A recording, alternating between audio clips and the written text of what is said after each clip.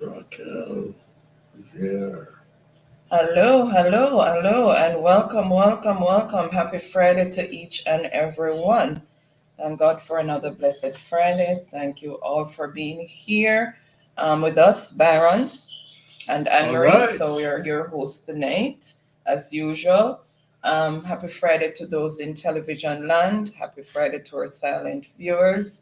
Happy Friday to those who are joining us in the chat tonight. Really appreciate each and everyone's continued support. Hope everyone had a wonderful and productive week.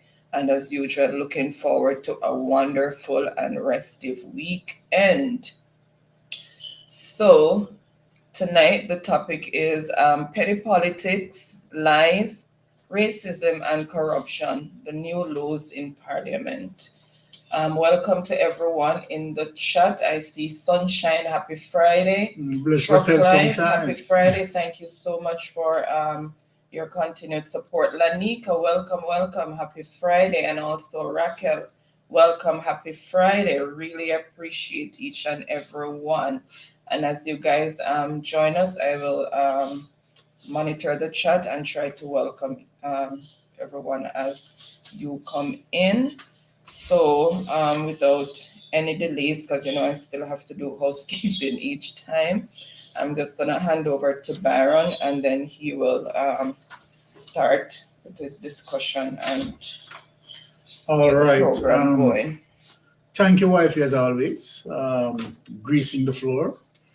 All right. Once again, I am very much thankful for all my ardent listeners passing through on a Friday, right, to tune in, and of course, let us interact as usual. So once again, thank you for joining in on the Mystic Sensation. We really appreciative of that. For this Friday, though, this Friday is going to be right full in terms of discussions. We have some healthy topics that we are going to discuss. Right, we are going to discuss, of course, human rights abuse. We are going to discuss, of course, the Beryllium security officers. And we are going to discuss Andrew Holness against importing of ganja. We have subtopic again, racial statement that made by Nigel Clark. We have seen how the week worked out with that. So we'll be having some discussion where that is concerned. And the main topic for tonight, which is extremely important for all of us as Jamaican, right, are serious concern. And this is a very technical topic that I want all my listeners to tune in on and listen it while I break down, because what we're going to discuss is geopolitical concerns regarding China, right, and the threat in terms of losing our sovereignty, right? So we will be discussing that in detail. And of course, after I finish discussing that geopolitical concern, we are going to see how very important it is as it relates to the general election coming forward and why we need to vote, right, for the People's National Party, let me say that, right, and see the back of the Jamaica Labour Party as it relates to these geopolitical concerns. Many persons, right, may not be aware of the geopolitical concerns, and so that's why I'm going to bring forward to you the evidence, and of course, break it down into detail so that just the ordinary person can understand as it relates to geopolitical concern. So first, I want to begin with human rights abuse, and I'm going to put up something for us to all read it and see the concern that is coming out of the United States as it relates to human rights issues out of Jamaica. To be honest, my ardent listeners, I honestly don't know the political objective why United States really concerned about human rights issues from out of Jamaica, right? And I'm not justifying anything as it relates to human rights issues. Human rights issues are human rights issues, right? Providing that, I mean, there are tangible concerns where human rights issues are concerned. So without any further ado, Wifey will be reading that information and we will break it down for you guys. All right? Okay, guys. So again, welcome to each and everyone. Welcome to those who are just joining in on the chat, and for those over on Facebook, welcome, and thanks to for that usual share out on Facebook. Really appreciate it. And guys, as you come in, remember to thumbs up the live. Share us out if you can. All right. It will be greatly appreciated. Right. So let me just share the screen here.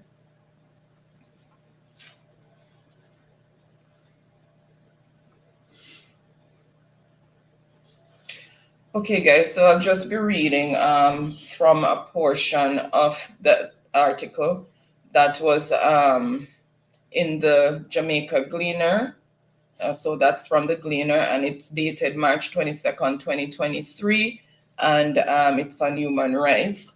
And it says, while noting that the government has taken steps to address the issues, the State Department highlighted that rights abuses remains a problem.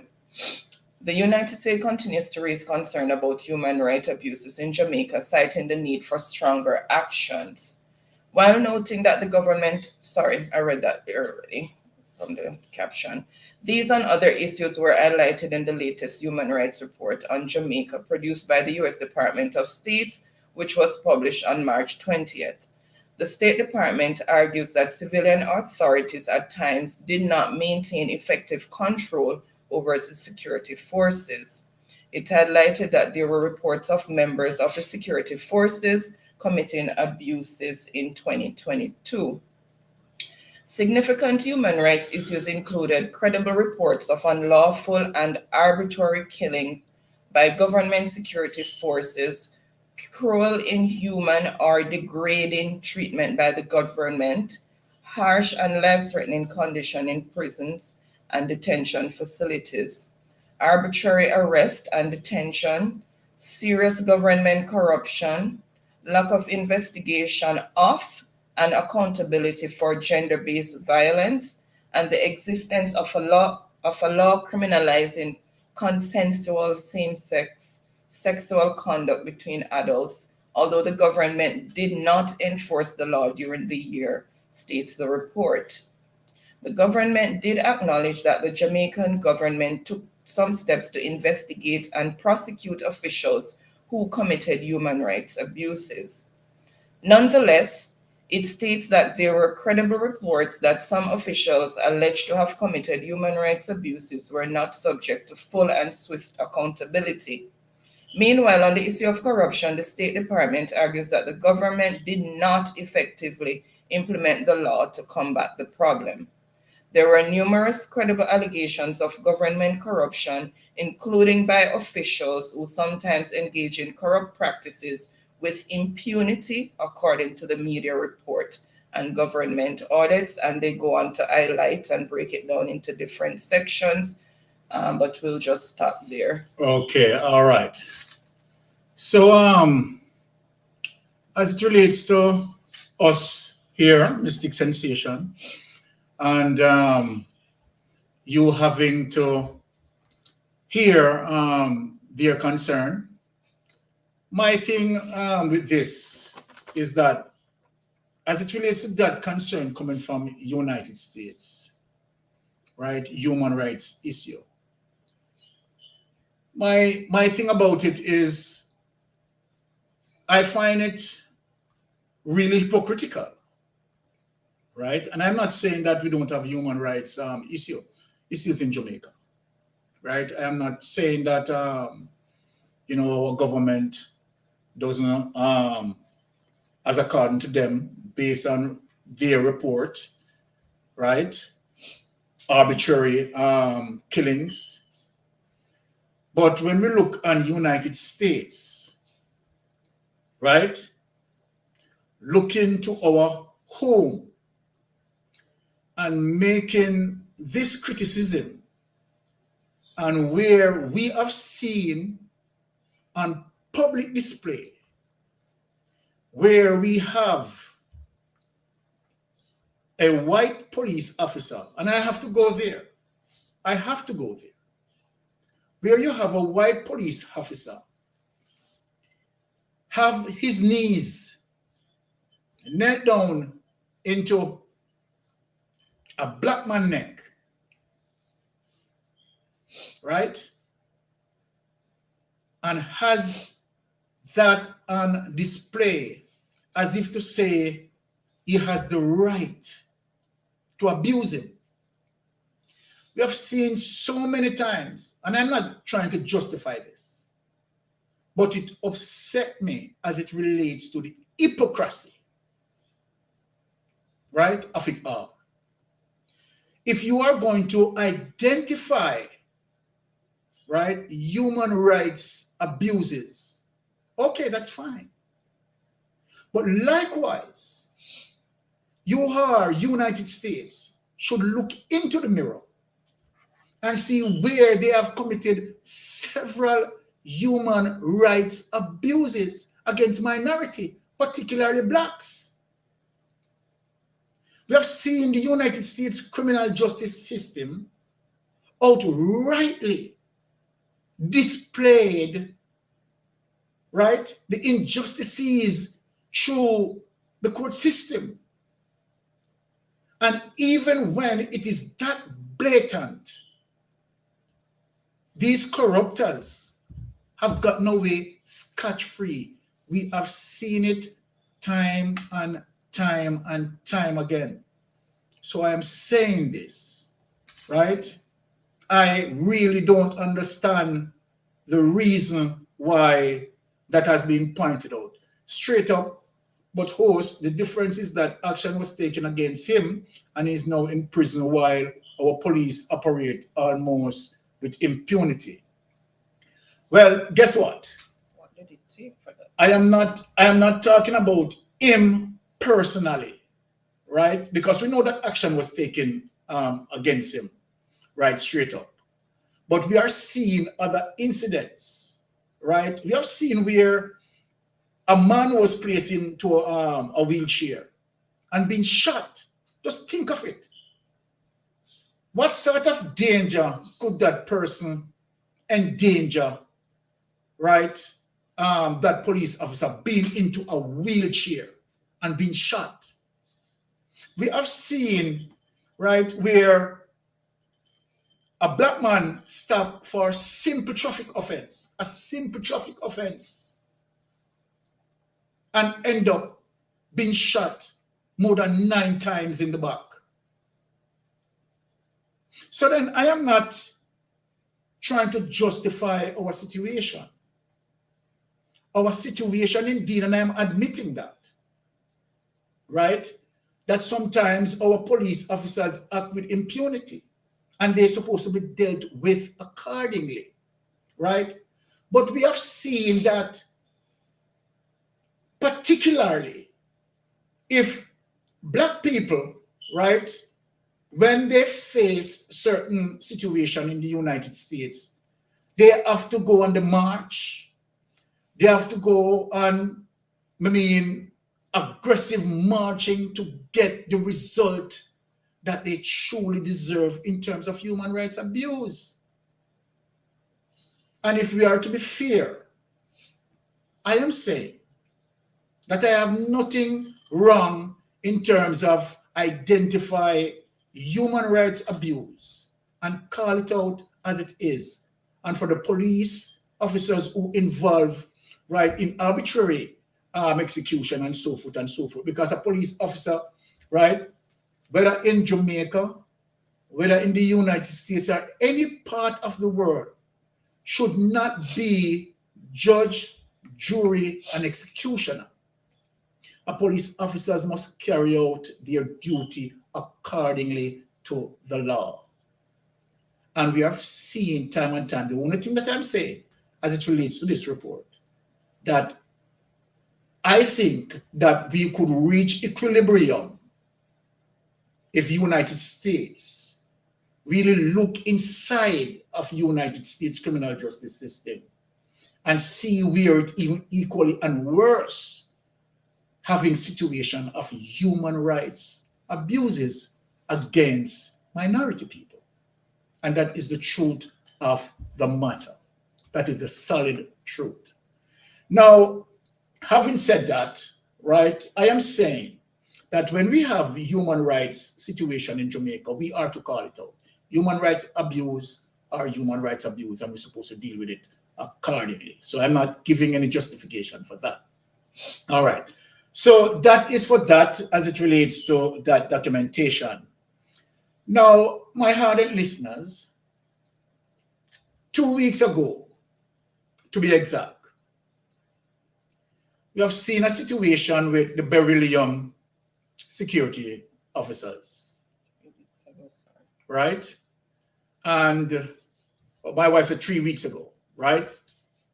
With the Beryllium security officers, and where they were taken off guard, right?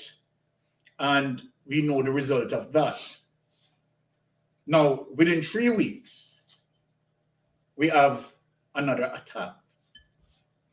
And if persons who were listening to me, right, I spoke specifically as it relates to the vulnerability of the security officers to respond to a situation like that. And I remember saying that if this becomes a pattern, it is going to be a situation where the security officers are not going to be able to respond effectively, and for the very obvious reasons.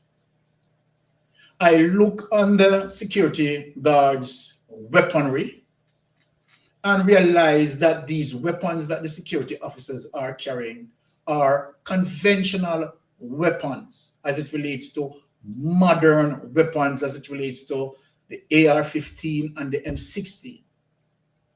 Now, the second attempt, the second robbery, right, showed very well the amount of 7.6 rounds that were distributed on the ground. It simply means that in the criminal arsenal, they are carrying M16s and they are carrying AR-15 rifles. You know that you have been here and I have shown, right, the capability of the AR-15 and the amount of damage it is capable to do. And when I said that, look, Kenneth Benjamin, as it relates to all of those escorts, whether it may be Atlas, Guardsman, Marksman, Beryllium, you name it. We have to be reasonable, right? Because as far as I am concerned, what the security guards currently placed with, it's like they're on a suicide mission, and I want to tell them. Now, let us look on a 38 that they're mostly armed with. It only can fire roughly up to about 50 to 75 yards. Like seriously, 50 to 75 yards. The shotgun, that is their most powerful weapon, right? Only have an effective range up until 50, 75 yards, because the shotgun fired in what we call a cone shape. So the further it goes out, it is the less impact that it is going to have, because the 12 gauge carry ball pellets. And even if the criminal caught by the pellets, really and truly, it is really nothing, to be honest. So let us be fair with this situation. Let us be fair with this situation. And I am going to expose Kenneth Benjamin for false marketing and plainly what is I call clear fraud as it relates to Kenneth Benjamin client, and it is unfair to the clients. I am going to play a video and have you to see where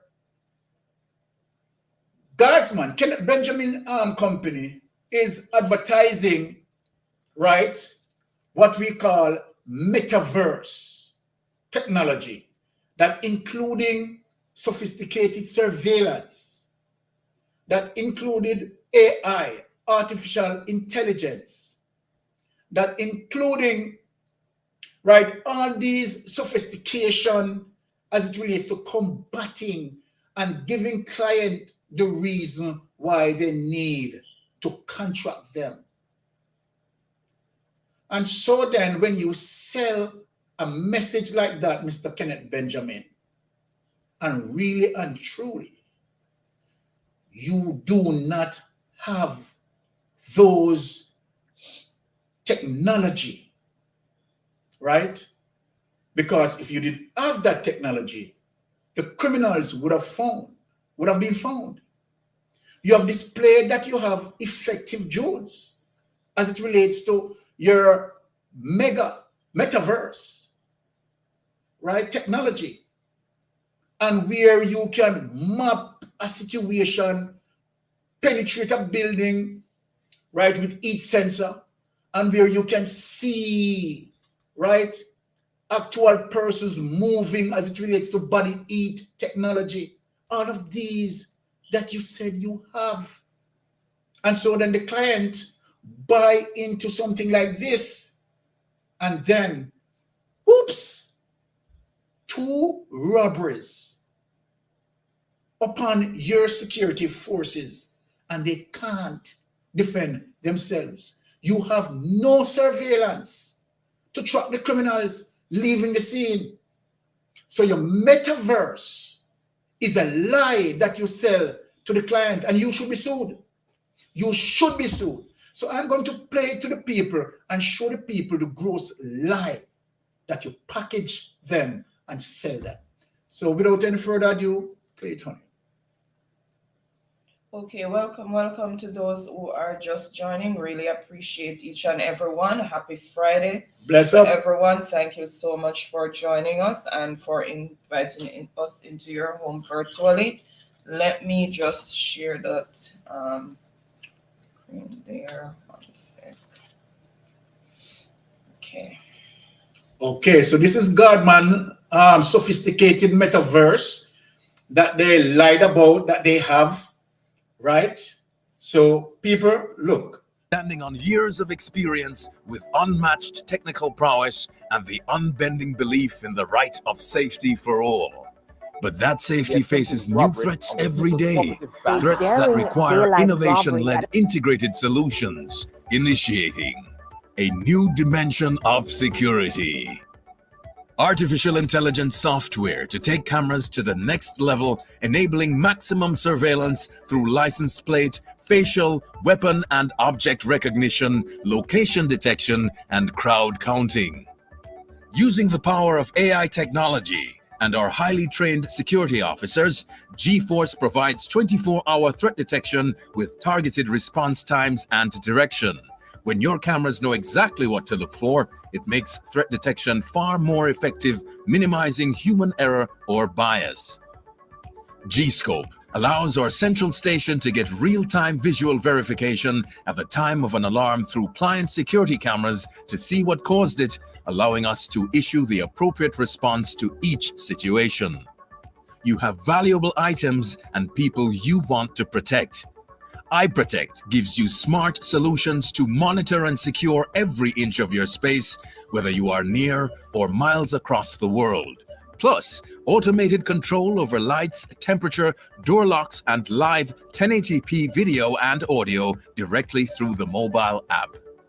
iProtect for Business gives businesses even more invaluable insight and analytics through automated reporting, smart notifications on security breaches, crowd gathering, queue monitoring, heat mapping, occupancy, and people counting. Aerial surveillance, powered by drones with infrared and thermal imaging technology, will provide real-time video. This makes it a valuable tool for businesses in detecting human or vehicular activity and live streaming during unmanned patrol missions or in supporting guardsman response during a security incident. Guardsman's proactive approach to security leverages the integration of technology and human resources to provide a strategic and tactical response to any situation. Efficient and effective security requires reliable high-speed broadband service. By providing consistent, stable broadband, cameras, drones, and all other security equipment will run smoothly even if the location's ISP has service disruptions. With over 33 pinpoint zones, walk-through metal detectors can pick up the precise location and number of threat objects, which facilitate easier threat detection at events, high-risk locations, and ports of entry. With G-Alert, you will have a panic button mobile app enabled with just a swipe to trigger armed response to your exact location and two-way voice and video with our central monitoring station for enhanced peace of mind and security. With businesses now more reliant on the digital space, they are more exposed to cyber threats. Guardsman Cyber Intelligence will provide a robust layer of security to monitor and provide a proactive response in the case of threats and attacks. This local support and our Security Operations Center will protect not just the business, but the customers and essential data. The new Guardsman mobile app for customers enables contact with our operations teams to be quicker and more convenient with user-friendly features to enhance and maintain a high service delivery. Get access to our security officer schedules, payment portal, invoices, emergency advisories, security reports, or make security requests or changes based on your needs. Get ready to step into a new dimension of security. Guardsman Metaverse. Okay. My ardent listeners, my Jamaican people, this is what we talk about, the great lie. Right? And so then, of course, this is a fraud that committed by Guardsman. For Guardsman to be, marketing something that they don't have, right? It's fraud, right? Now, let us look on what Guardsman, right, marketed that they have. Aerial surveillance. Aerial surveillance. And let us speak. Now, you have aerial surveillance as it relates to drones. And the first robbery committed said that, okay, all right, you weren't preparing for anything like that because it is Portmore and you're not looking for anything like that. But after the first robbery committed, right, that should now prepare you, right, and based on what transpired as it relates to the armament that the criminals are carrying, knowing that your security officers are in a vulnerable position. Now, within 3 weeks, Guardsman, within 3 weeks, right, you who equip with your metaverse, right, security system, high technology, state-of-art technology, right, your aerial surveillance, even on the second robbery, was not used. So where it is? Where is that? Guardsman, you need to come out and explain to your clients, right? Because your clients, I presume, would buy into that. Because if you selling that sophistication and you are marketing that sophistication, that you have all these technologies, right now, the police has not made any progress as it relates to the team of criminals that are out there. And now, let me say this, and I'm speaking to the government, right? Because what Guardsman is doing right now is putting people's lives over profit, right? Kenneth Benjamin will not put himself into a situation like that. Kenneth Benjamin is someone who is coming from the military, right? And he will not put himself into a situation like that. So when you send out your security guards to do escorts, right, in pro box, your security guard carrying millions of dollars in pro box, right? This is very serious. And all that Kenneth Benjamin is doing, right, is putting profit over his security lives. And that is an ultimate shame. Right? Now, as we speak, I think the Commissioner of Police, right, and members of the security forces, and I think might be FLA involved, based on what I said 2 weeks ago, that the government need to do something fast with this. Because number one, you don't know the criminals that you are up against. You really don't know their abilities. But based on the second attack, I am seeing what I call a very calculated and very organized attack. And because I don't want to play the clip that everybody plays already and people saw it, what the criminals did was to wait until the money separated itself from the courier. And then if you notice, so I want for you to go back and look on this clip, Mr. Kenneth Benjamin. What the criminals did, and speaking about aerial surveillance, so let me get to the point. If you have aerial surveillance, right, and you are sending, said more than $10 million, and then you'd have a drone over that.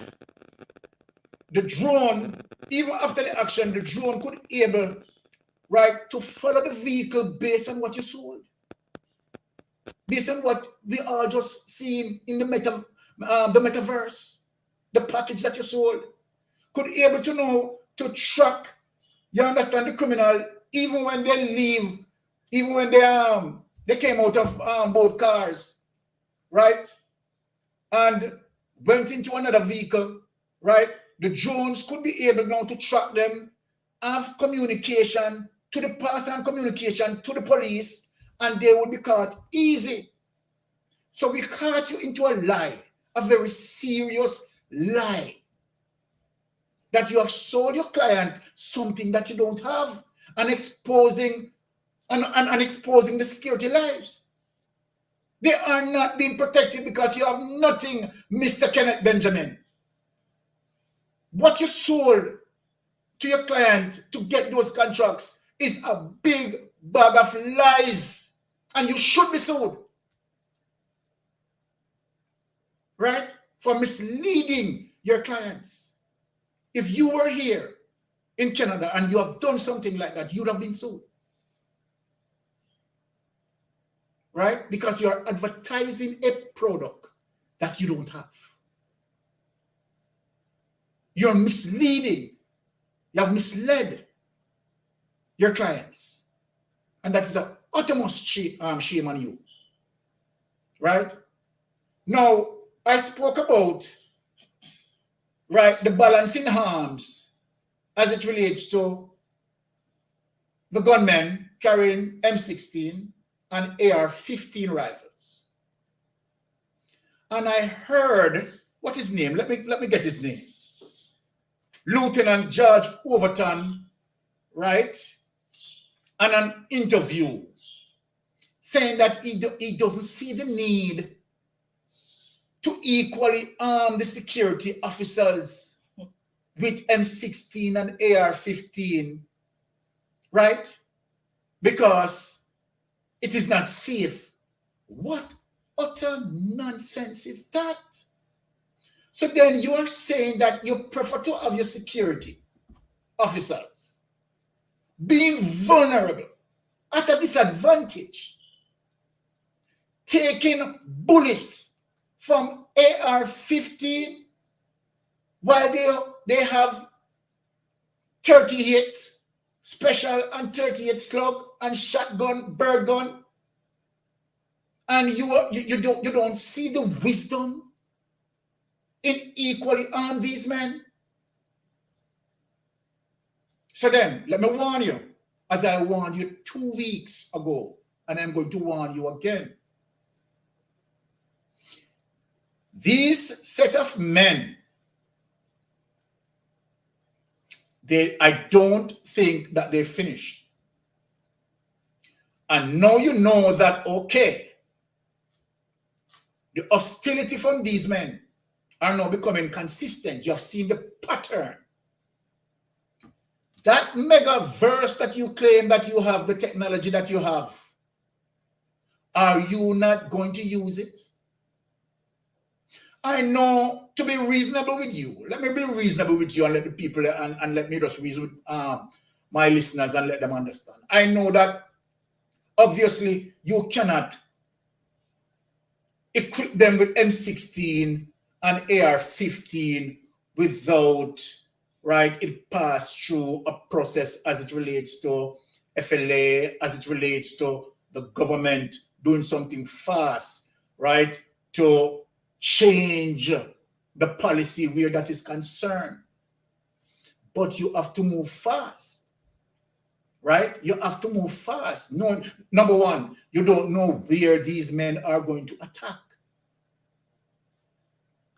And anytime, let me tell you this, Benjamin, anytime that these men attack, whether they want to attack on the Western hemisphere, whether they want to attack in the Southern hemisphere of Jamaica, whether they want to attack in the East, St. Thomas, Portland, right? Whether they want to attack in the West, Westmoreland and Hanover and so forth, you don't know where they are going to strike next.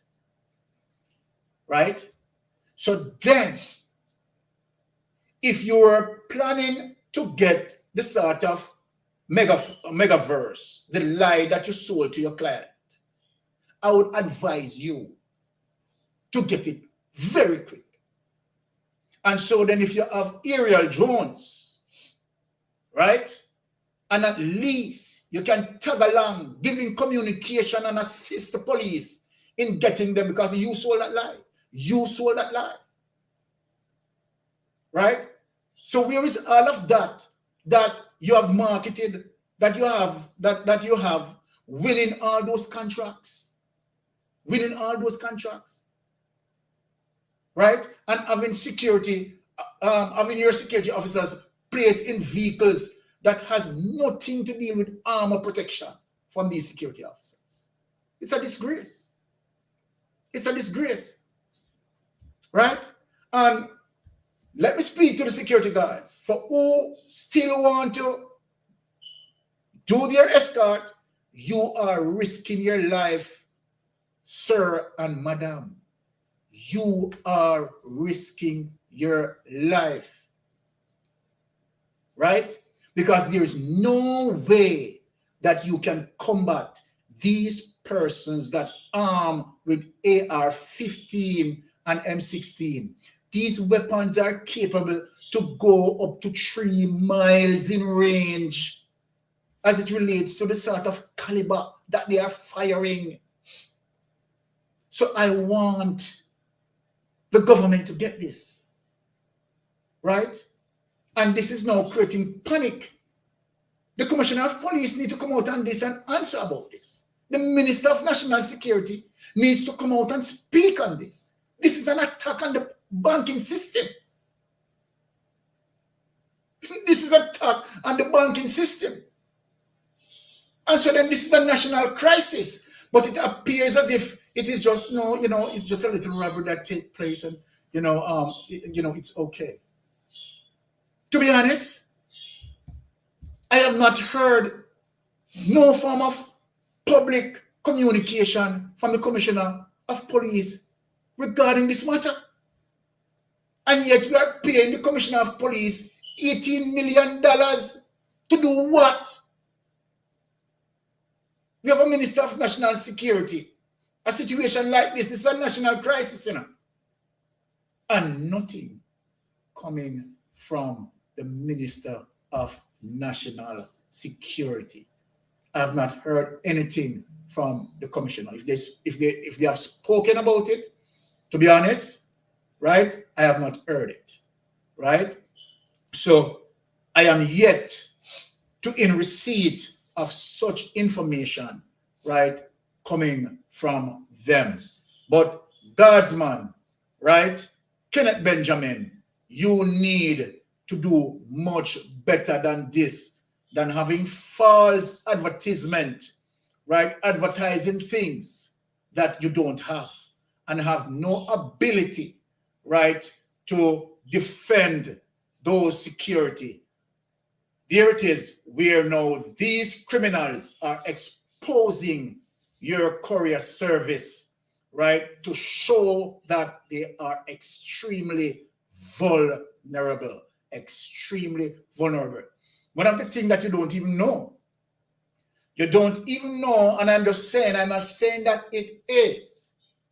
You could have someone from the inside, and you need to think of that, who is communicating to criminals as it relates to certain information, right? Because if you notice, the second robbery, the criminals lay in waiting. The criminals could also do their own surveillance, right? And observe a particular pattern in your delivery. Much better surveillance. And so then, obviously, it shows me, right, as an experienced person, that there's no form of surveillance that you're doing. None at all. Because number one, you can't allow yourself to be anticipated. And so then if you have to do carrier service or drop off Monday, you're doing it every Monday.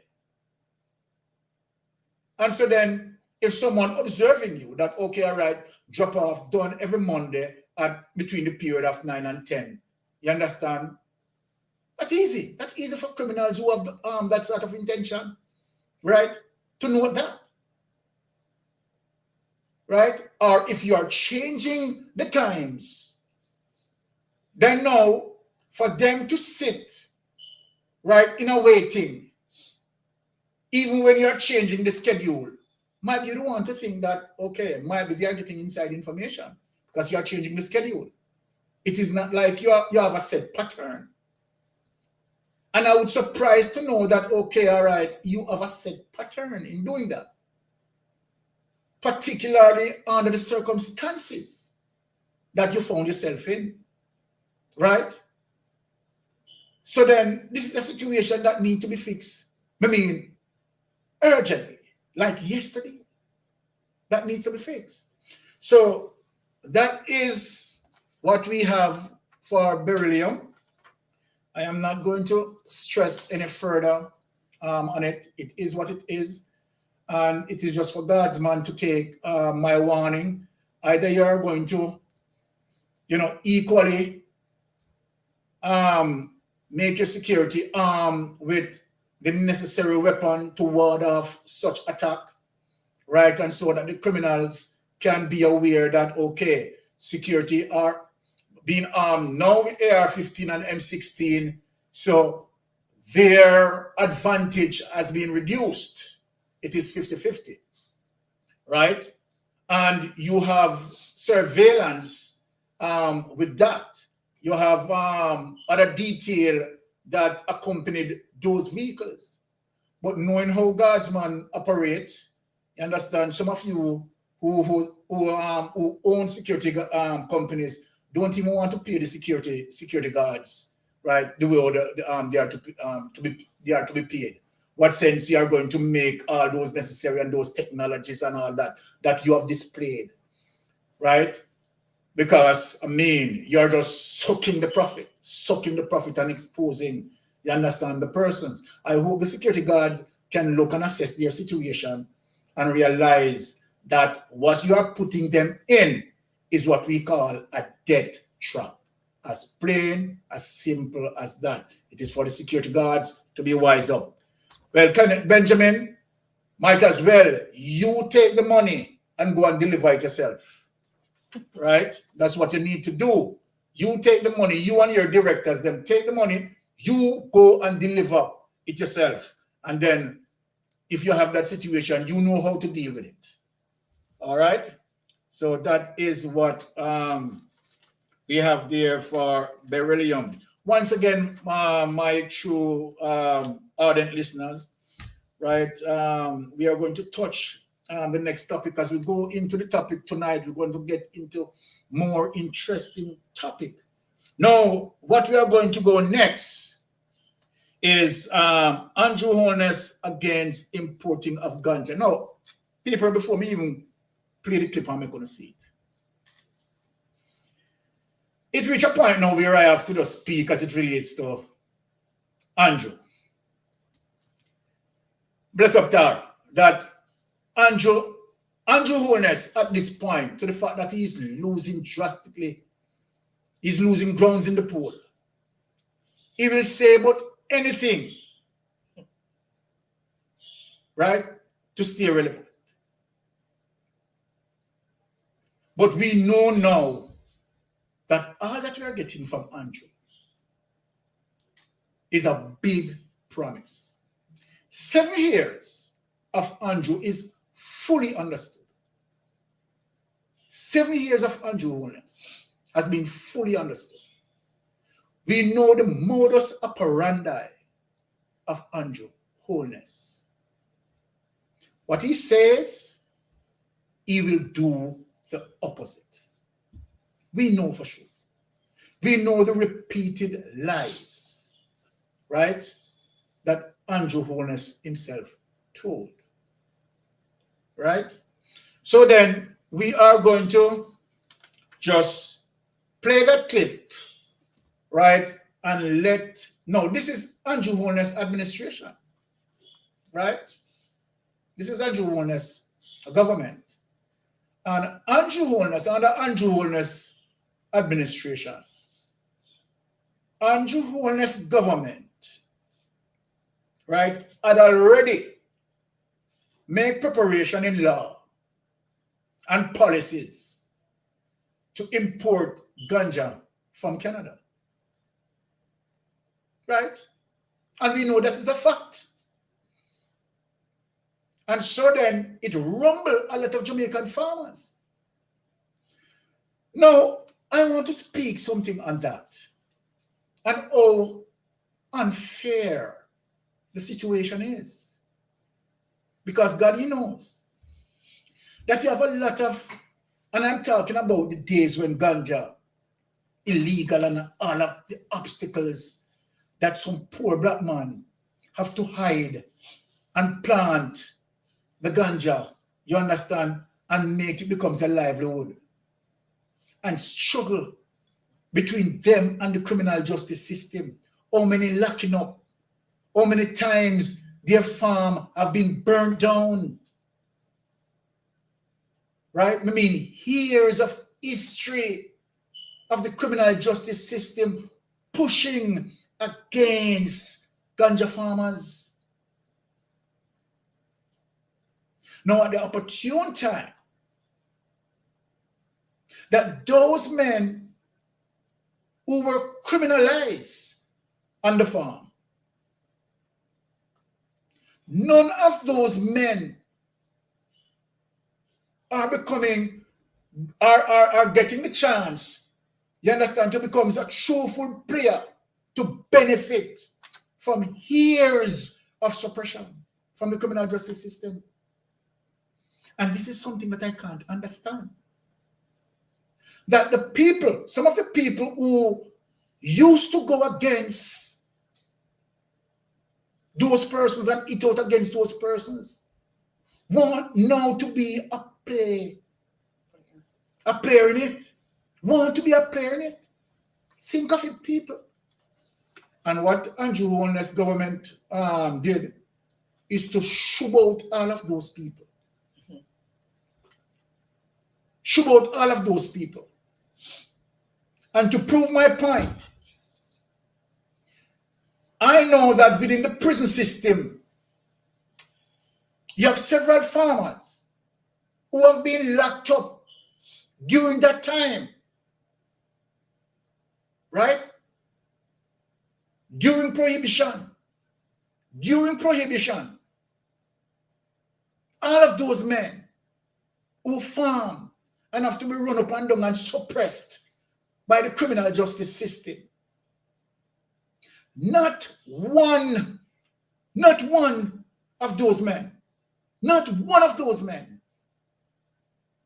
right?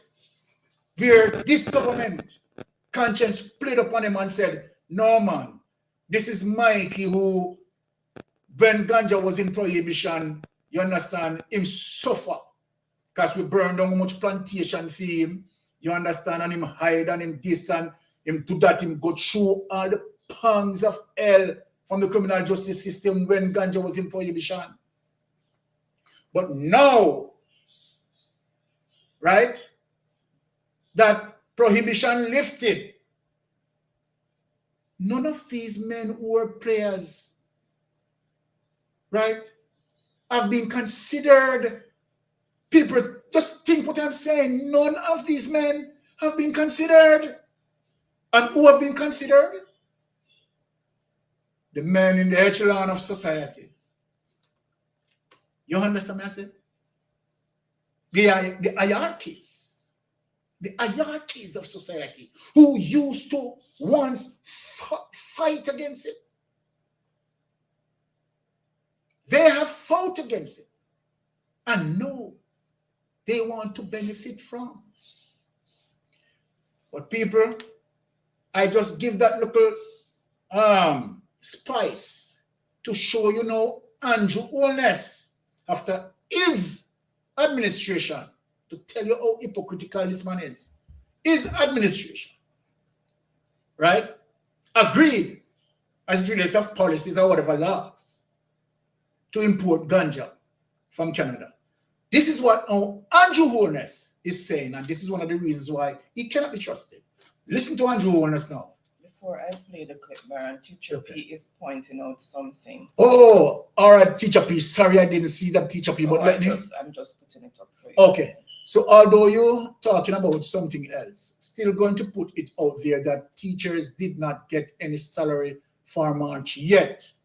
I keep seeing figures for March on Plus, I think that's the site they use. Merplus. Merplus. Oh, okay. Then they remove it. They remove it. Now, these are some of the trickery, right, that this government, right, is doing, promising and cannot deliver. Here we have a teacher, Teacher P, right, is making that comment, right? And as a teacher experiencing that.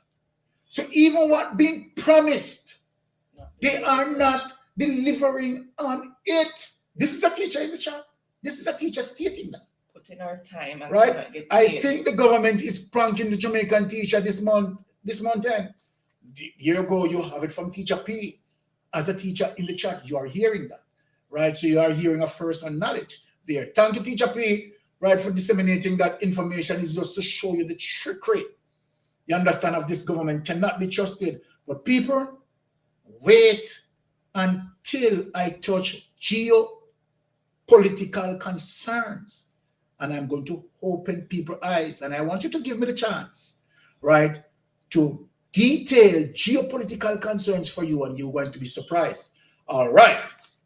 So let us play the clip for them, Oni and TJ, and look how they held the teachers in chokehold other day to return to work. That's what I'm saying, Tara. This government just cannot be trusted. But here, Andrew Holness now on this, things are going to get worse. You all will see. Christopher, trust me, believe that. Right? Okay, let me share the clip. Okay, so let us share the clip and hear Andrew Holness now.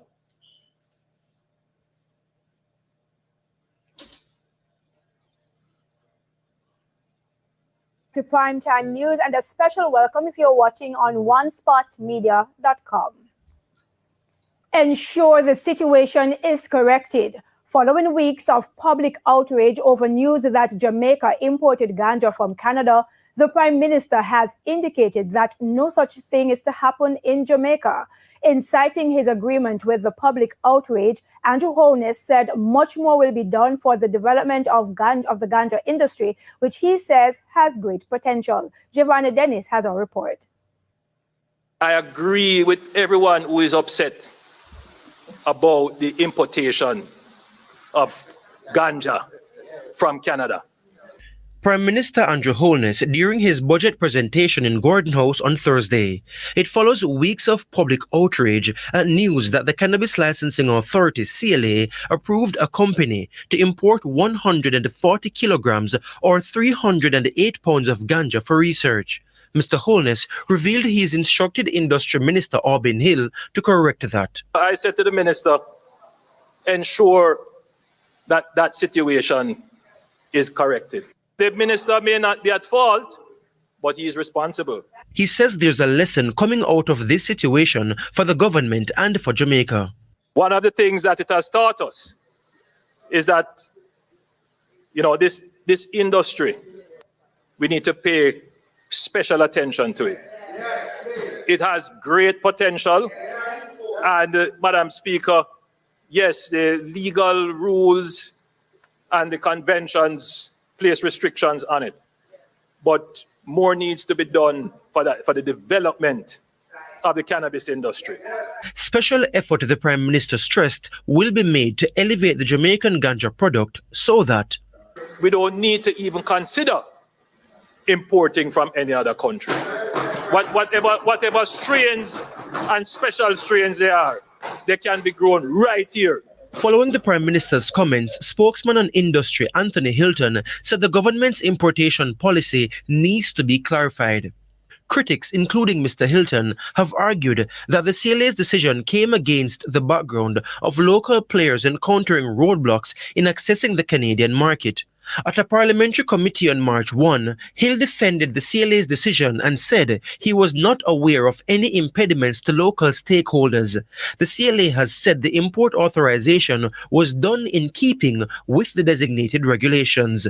Giovanni Dennis, TVJ News. Okay, so people, here you have it, right? And you have heard that, right, for yourself. This is Andrew Coldness. Andrew Coldness, right? Now, Akazif, right, is now on the side of persons who are concerned about the government writing policies for ganja to be imported from Canada. But just think of it, people. Can you think of it? right? Jamaica can brag and boast that when it comes to potency, right? We have that. Now, if it comes to medicinal herbs, right? We know how to separate what we call tetrahydrocannabinol, right, from the substance that makes it potent, right? So we have all persons here who can reduce tetrahydrocannabinol, right, to a particular level for it to be converted into medicinal herb. This is Jamaica. This is Jamaica, right? So for the very thought that you are going to write policy to import is to show yourself you just belittle us as a people, right? Now, the thing that I am caught up with, you have heard Andrew Holness said the ganja business has great potential. Okay, hold it there, people. Andrew Holness said the ganja, right, has great potential. Let us ask Andrew Holness who will be getting the benefit of that great potential. You are going to tell me, let us be fair. And that's why when we talk about democratic socialism and capitalism, people must understand the fundamental differences between both principles, both philosophies. And this is one of the reasons why we have to get out Jamaica Labour Party, because capitalism deals with private sectors driving the economy. People don't need to get it and understand it. Democratic socialism would never do something like that, because democratic socialism believes that every single Jamaican is a stakeholder in the economy and should be given equal opportunity to become an entrepreneur. But under capitalism, they cannot function that way, because private sectors are what or who that back their political campaigns. People, you need to understand the political process. So when we come here and we speak about politics, it is fundamentally important for you to understand how certain things work between capitalism and democratic socialism. And that's why Michael Manley was powerful in making equal pay for women. Capitalism will never ever do that. And so then every woman in Jamaica should understand what the People's National Party has done for them via the process of democratic socialism. Right? Now, the thing is that when you understand these fundamentals, then you understand the system of politics, right, and which will enable you to vote for a significant purpose and reason, right? Because we are saying nation building.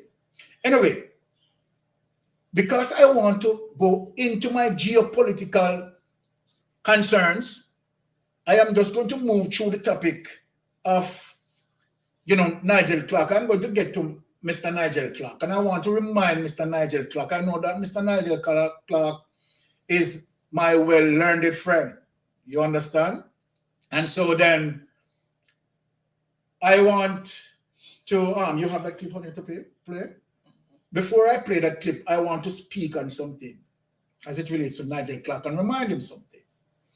Because him calling Mark Golding massa, making a reference, right, of colonial slur, racial slur, to say that Mark Golding is a Bakra master, right? Building up perception that the people of Jamaica must see Mark Golding in that light as a colonial master, right? And so then should not vote for him. We know where you think about. But I want to remind you something, Nigel Clark, and this is true history, that I'm going to open people's eyes. Because from the day that Bagawaya sold out black people, I have been looking for Bagawaya. And the other day when Nigel Clark spoke in Parliament as it relates to his speech, I realized that I have found the descendant of Bagawaya. What's the definition of Bagawaya? Bagawaya are those black people who helped sold black into slavery. So then let me remind Nigel Clark something. That during the triangular slavery, as it relates to England, America, the United States of America, and Africa, right?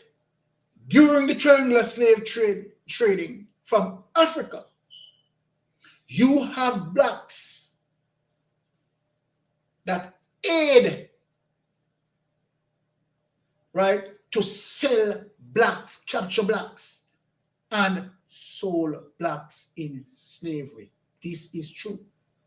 I am going to speak on next true history in Jamaica. And I don't want to be targeting no from a secular group. But we have in our recent history in Jamaica, right? And I'm going to be technical with this, that during the event of the Maroons, this is true history, so it needs to be spoken, and spoken, right, with reality, with the burden of truth. Don't hide it. It may not go, and it doesn't go for Maroons in general. But there was a time in history where you have some Maroons participated in selling us out. Many people may not like that, but it is the true history. It is the truth. And so then when I see Nigel Clark in Parliament speaking in retrospect and try to signal those colonial era, I am saying that what we know that Nigel Clark and his present government is doing, if we are not careful, Nigel Clark and his government bearing reflection and resemblance of the Bagawaya syndrome, right? And this is one of the fundamental reasons I'm going to speak about geopolitical concerns. And so that people can understand where I'm going with this. I wonder what Byron is saying. Yeah. So here is Mark Golding fighting to implement laws, right, in the Constitution today. Mark Golding is doing that so that we can hold politicians accountable as it relates to an impeachment act.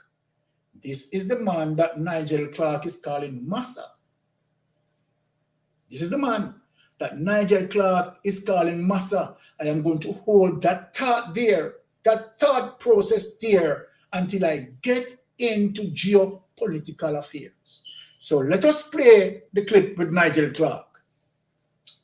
Okay, guys, again, welcome, and thank you so much for being here and your contribution towards the topic. Really appreciate everyone's comment, and glad to see everyone's insight and what they think about the topic.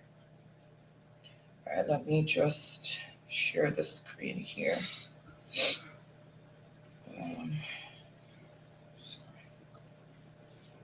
Commentators are weighing in on Finance Minister Dr. Nigel Clark's mastermark comment, which caused chaos in Parliament on Tuesday. As we hear in this report, there are more calls for the minister to apologize. There has been outrage across sections of the society following comments by Finance Minister Dr. Nigel Clark, referring to opposition leader Mark Golding as, quote, mastermark, end quote. The comment led to a heated exchange between opposition member Dr. Angela Brown-Burke and the minister, who she called on to withdraw his remark. But that did not happen. Speaking on the morning agenda on Power 106 FM, political commentator David Gordon explained that the remark by Dr. Clark dates back to the years of slavery. Considering the fact that it was directed against a white politician in Jamaica, clearly in both intent and outcome, it was highly, highly offensive. Yes, and that kind of discourse has no place, especially in our parliament. And politicians should use their influence on public platforms such as the parliament, which is a formal secret institution, to promote values that bring people together, not to incite, political, social, or racial tension of any side. He further noted that the comment was uncalled for, especially because of what was being discussed at the time. Managing Director and Editor-in-Chief of the Western Mirror newspaper and political commentator Lloyd B. Smith describes Dr. Clark's comment as unfortunate, suggesting that he should apologize to the House of Representatives. Dr. Clark had brought to the Parliament over these years as Minister of Finance a certain level of probity, decency, etc. And what he did yesterday shattered that image, because what it has done is to suggest that the partisan virus has infected him, and he has to rewind and come again. In fact, at the next sitting of the House, he ought to apologize to the House. He also believes that the Speaker of the House, Marissa Dalrymple Philibert, could have dealt with the matter better. Somehow, he allowed her side to get the better of her, because she had begun to say, that two wrongs don't make a right. She actually began to say that, which would have suggested that she was admitting that what Dr. Clark said was wrong, and what Angela Brown-Burke did was wrong, which in essence is what took place. But unfortunately, she did not continue to create that balance in terms of how she dealt with the issue, because what happened really, the House, just dissolved into a sort of fish market. Okay. All right. Okay. Okay. All right. Before I go any further with that, I'm just playing that because we are going to take on what we call parliamentary language, right, and show you the hypocrisy in terms of what some of the Jamaica Labour Party was pressuring Angela Brown for as it relates to parliamentary language. So I'm going to show you something. But I want to speak to Donovan Burrows as it relates to what Donovan said here.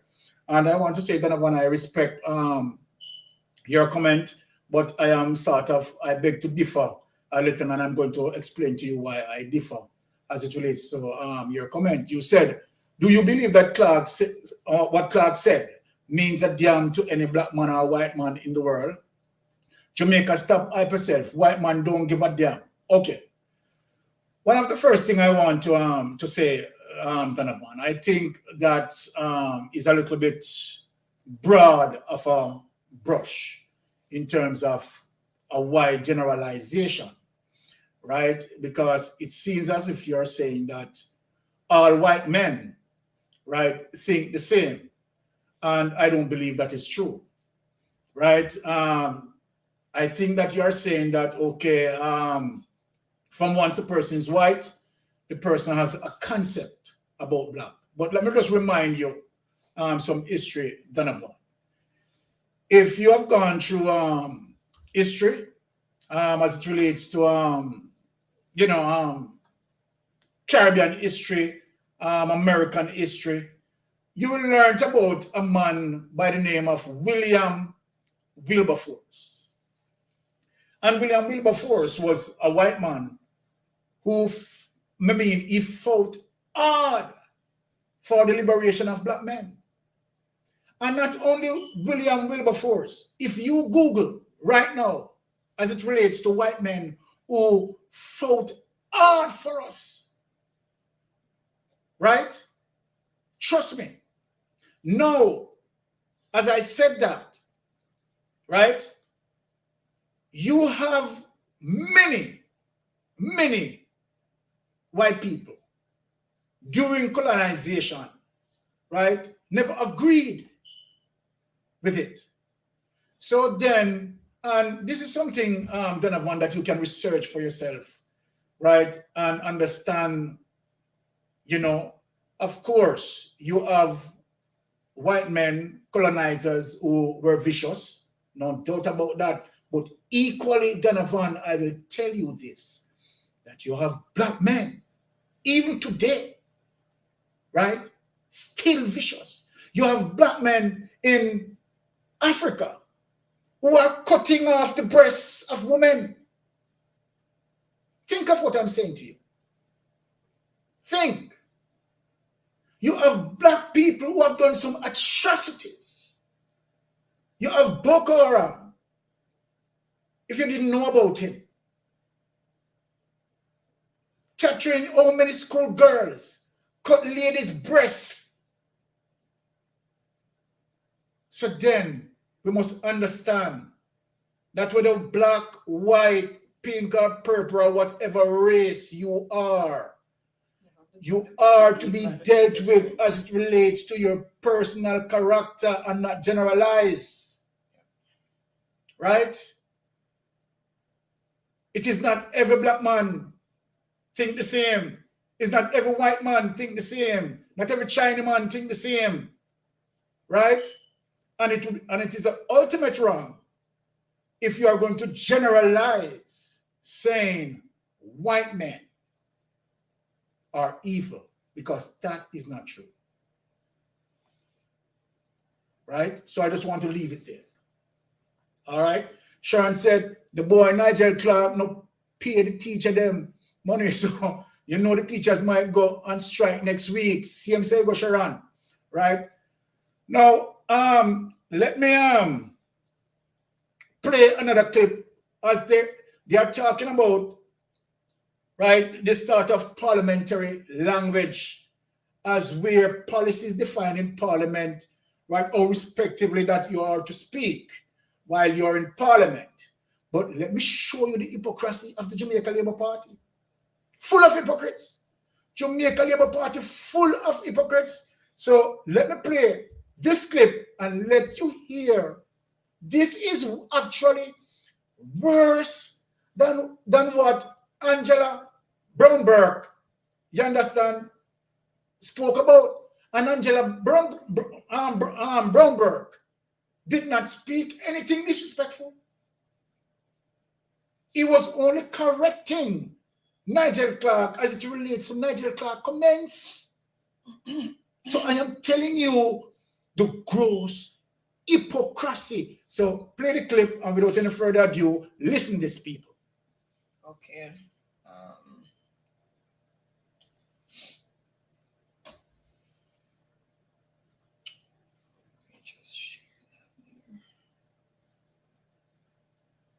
into a shouting match on Tuesday as both sides of the House argued about the government's proposed minimum wage offer.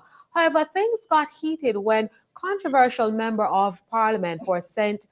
Catharines Southwest, Errol Warmington, referred to Youth and Culture Minister Lisa Hanna as a Jezebel.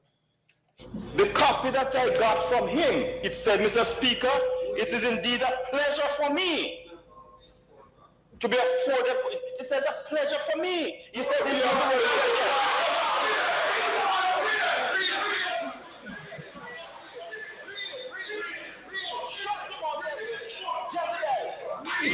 He said he did not use the word pleasure. Don't ask me first. He said he did not use the word. I should not say that. Mr. Speaker, regardless of it, he said he did not use the word pleasure. Listen,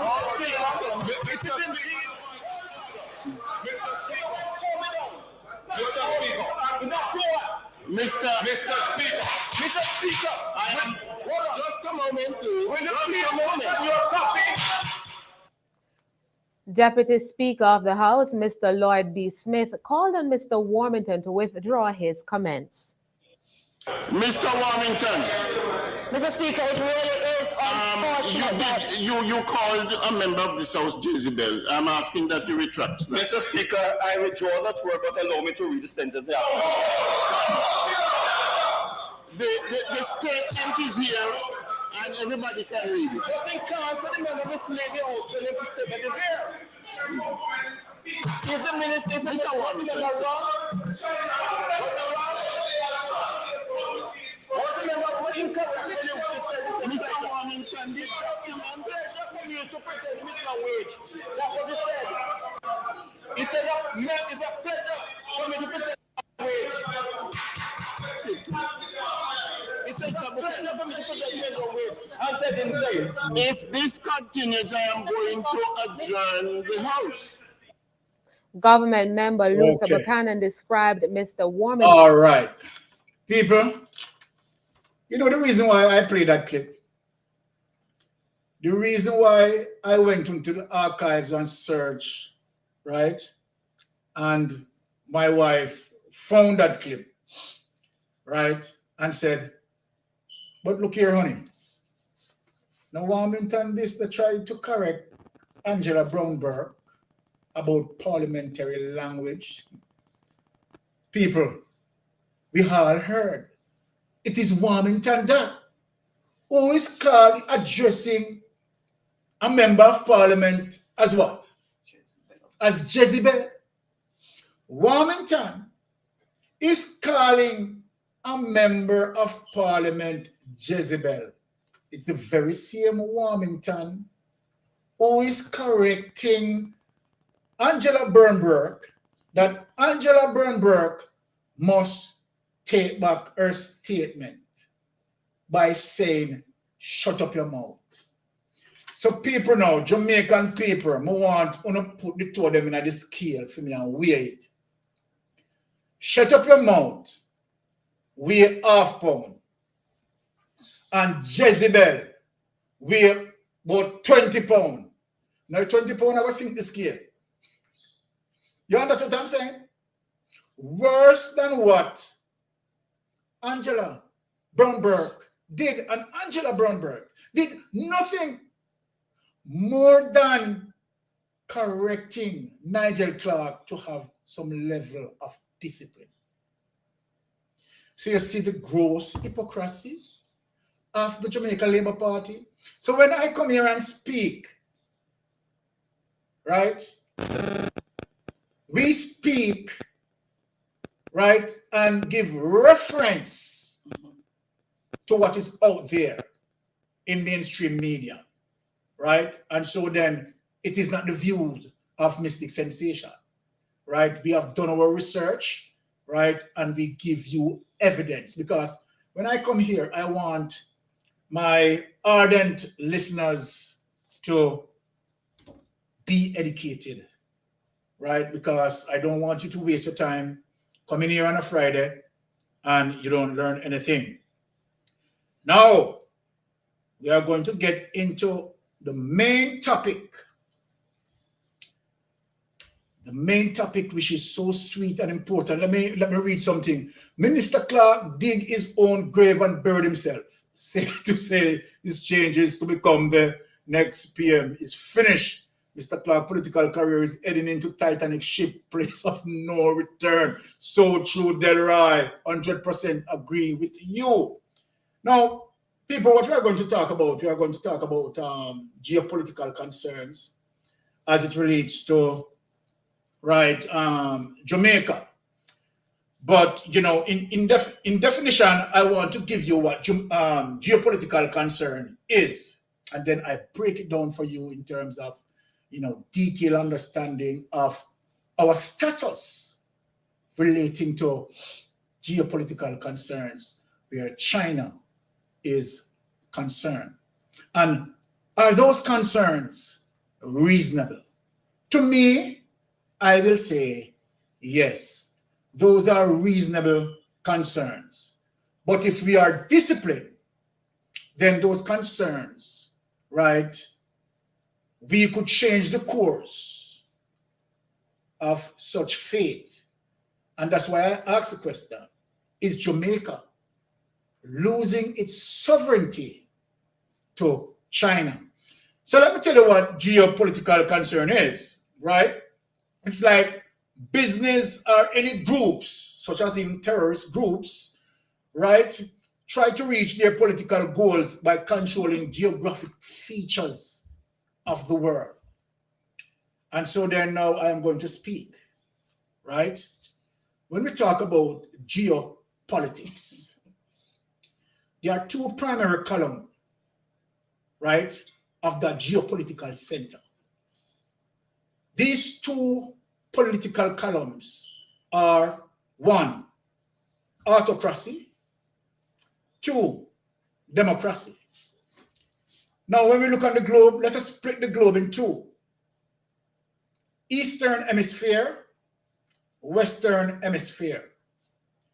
Now, autocracy, let us look on some countries that their government believe to run their government, right, their government has to be controlled by imperialistic orders, more disciplined and more controlled, right? So they don't really encourage, right, free and fair election. They believe in imperialism, right? And even although some countries, right, may run election, you will see that it's still an autocratic regime, such as Russia. So let us talk about autocracy countries, and I'm going to take it down from top and take it straight to Jamaica. So autocracy countries are North Korea, Russia, right? And the principle that we are going to discuss, China. Now, Eastern Hemisphere. Now, Western Hemisphere, we talk about democracy. United States of America, Canada, right? And some European countries, Australia and so forth. You know, all the democratic countries. But the principal, right, powers between autocracy and democracy, even the Bible spoke about it. The Bible talk about the image that Daniel dreamt about and speak about iron and clay, that iron and clay will never mix. What the Bible was making a reference to was the two principal power, autocracy and democracy, cannot intertwine, cannot mix. Now, geopolitical concern, right? Superpower countries will always have it. Number one, look for example, Russia and Ukraine war. The reason for Russia and Ukraine war, because Vladimir Putin has geopolitical concern. Simply, Ukraine, right, should not show any signs of wanting to be a part of NATO. Being a part of NATO simply means you are putting the footprint of democracy, United States, right at the back door of Vladimir Putin. Vladimir Putin doesn't like that. So then Vladimir Putin, right, is going to take it via military might in showing that autocracy rule, pushing back democracy out of the region. If you have United States right up in there, Vladimir Putin very, very much uncomfortable with that. Now, the reason why I touch that is to come down now to China. And this is where we're going to get into certain geopolitical concern as it relates to trading. Now, China is like a subtle snake. Doesn't have to use military might like Russia, right? Sending straight example to Ukraine. But what China does is China over the years has built their economy successfully, high in productivity, that their GDP, good domestic produce, have seen surplus upon surplus upon surplus, that China economy has now become a fundamental thing to reckon with. China economy is the second largest economy in the world. The United States of America is the first. What you have seen there, democracy with United States, autocracy with China. Now, let us deal with business. Now, I am going to stop here and tell you something because we are going to go straight down into Jamaica. So as a result of China surplus over the years, China becomes a formidable giant, right? A force to reckon with. So China built what you call the Belt and Road Initiative, right? That is an economic tool that China utilizes to put itself into regions of the world as a result of trading. Because China is not going to deal with the military might. But sophisticatedly, China, through the Belt and Road Initiative, right, created something like what the Western world created, which is IMF, International Monetary Fund. The International Monetary Fund, right, the IMF, of course, will have countries that they offered loans to countries who are unable, right, to service their country debt. And so if they have economical strain, IMF will help them out. Now, China, on the other hand, if country has economical strain, China will help them out. Think of that. Now, what we have seen now in comparison of the two lending agencies is China is winning the mission. And so then majority of the Caribbean countries, if people don't know, signed on onto China Belt and Road Initiative. And I'm going to tell you why they do it. Now, the countries are moving away from IMF and clinging on to China. Countries all over the globe is now clinging on to China Belt and Road Initiative. Why? It simply means that the Belt and Road Initiative offer what we call a cheaper interest rate on the loans. Cheaper than IMF. Right? So then if you're going to borrow $10 million with a 5% interest, China will lend you the same $10 million and merely 2% interest. So for a government who want to have that trading with China, is going to go for the better deal. And Jamaica people, that makes sense. So then not only Jamaica, as what people are saying, look how much Chinese people in the country and rare, they want to take over and this and that and rare, blah, blah, blah. Chinese all over the globe. Trinidad and Tobago, Bermuda, Barbados, most of these Caribbean countries tied on to the Belt and Road Initiative. That means they have borrowed money from China. Now, having said that, Jamaica also tied on to China Belt and Road Initiative. Now, let me give you the deal and give you the total amount.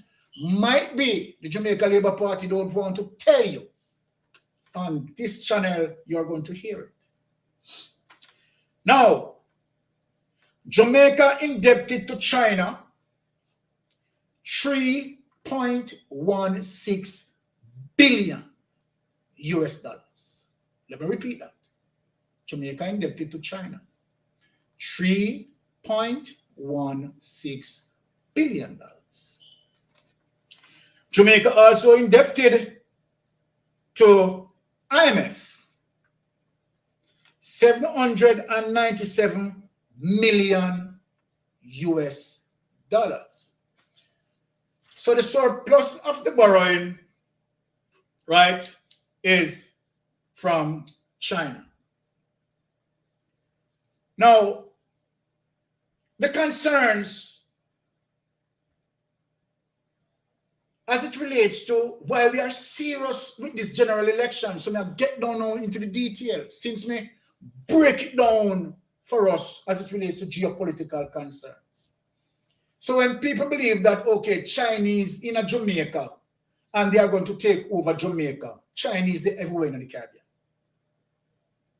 Because the Caribbean borrow the Chinese money.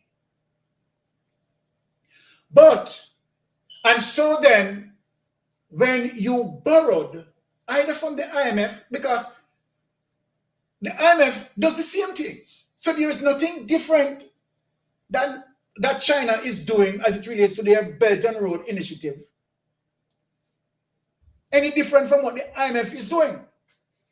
Because when the IMF lend you money, and if you defaulted on your loans, it's going to be problematic. No. The thing is, what I want to point people to is that, is it a bad thing to borrow that amount of money from China? Let me answer that. No. At the interest rate that we got it at, it's okay for us to move from IMF and borrow from China. So I am in agreement with that. Right? The fact of the matter, what makes the situation becomes turmoil for us, right? These are some of the situations that we are going to discuss tonight. It is important for a country to stay on trajectory as it relates to the discipline of the policies in paying back the loans. And so then what will help us to do that is our productivity. So we remember when Andrew Holness in Parliament, giving his speech recently, he was speaking about the problem as it relates to productivity where Jamaica is concerned. Because we need to produce as much to pay our debt. Now, to the fact that we only have tourism, and at the same time, what much that we are getting from tourism is not much. Because tourism is using our resources. But banking abroad, that is wrong bang, wrong bang, wrong bang. What tourism is doing also is not sharing those money that being generated, right? Equally enough as it relates to their all-inclusive hotel. So you find that the tourism, the tourists, the hotels are running competition with the craft because they are selling craft and they are doing all of that and they sell the all-inclusive. So everything, the guests hardly come out into the hotel, them can they recommend for the visitors to stay into the hotel so that they can make, so the hotels, the guests are not going out to the craft market to buy the craft, and where the money can equally spread amongst the Jamaican people.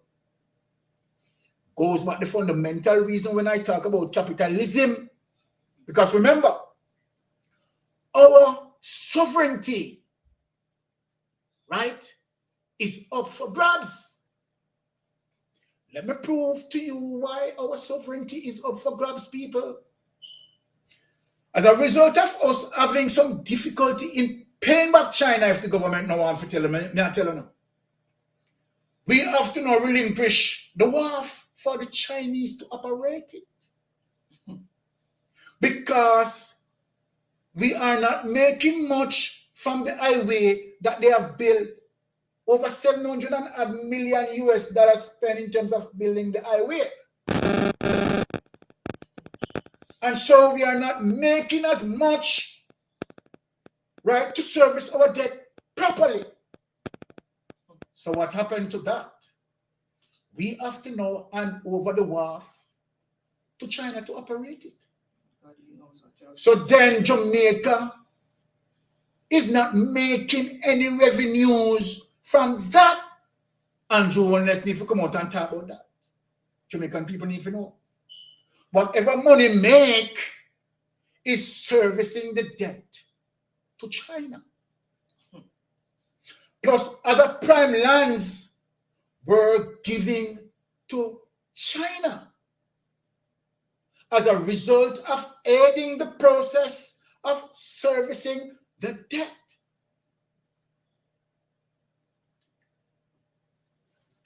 Coupled with that, people look out the wickedness, and that's why we said we have to see the back of Jamaica Labour Party. So people don't really understand.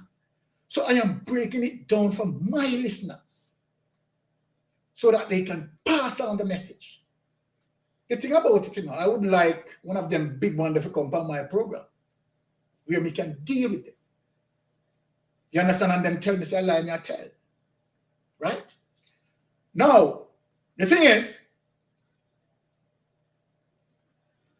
as a result of we not, so all the talk when Nigel Clark attack and a boast and a tell Pela, right? I need to ask Nigel Clark why China is operating our wharf. Why some of the prime lands have to hand over to China. Right? Why our bauxite seems to be going to China, and much more is going to go.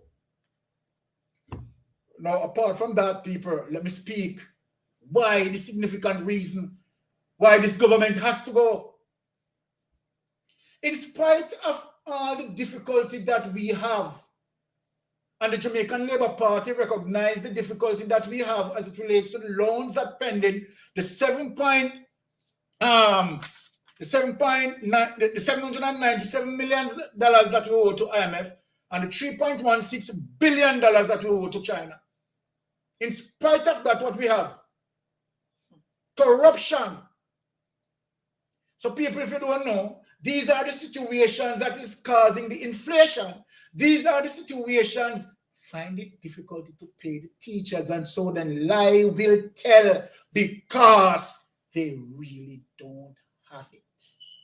The resources that Jamaica are operating now are operating in the interest of China to pay back the debt that we owe to China. So the truth be told, right? There's not much that the government can do in extending itself, right? Paying teachers and paying this and paying that and paying this. Because the government doesn't really care. And it seems like the only aim what this government has is to cut and run. But let me say this. Let me say this. Because this is the truth. Let me say this. Now, the significant thing is, when I look at it all, and this government know that we are indebted to China, indebted to the IMF, on top of that problem, this government has been corrupted. Now, if you do the research on China Belt and Road Initiative, and where China strive at best. China strive at best when the government is corrupted. Ask me why. Ask me why. China strive at best when the government is corrupted because the debt becomes difficult to pay, and now China can come into your country, take over your resources, and operate those resources. So those resources that China is operating here is now paying back the debt to China. Technically, Jamaica is losing your sovereignty slowly by slow. Right? Technically losing our sovereignty.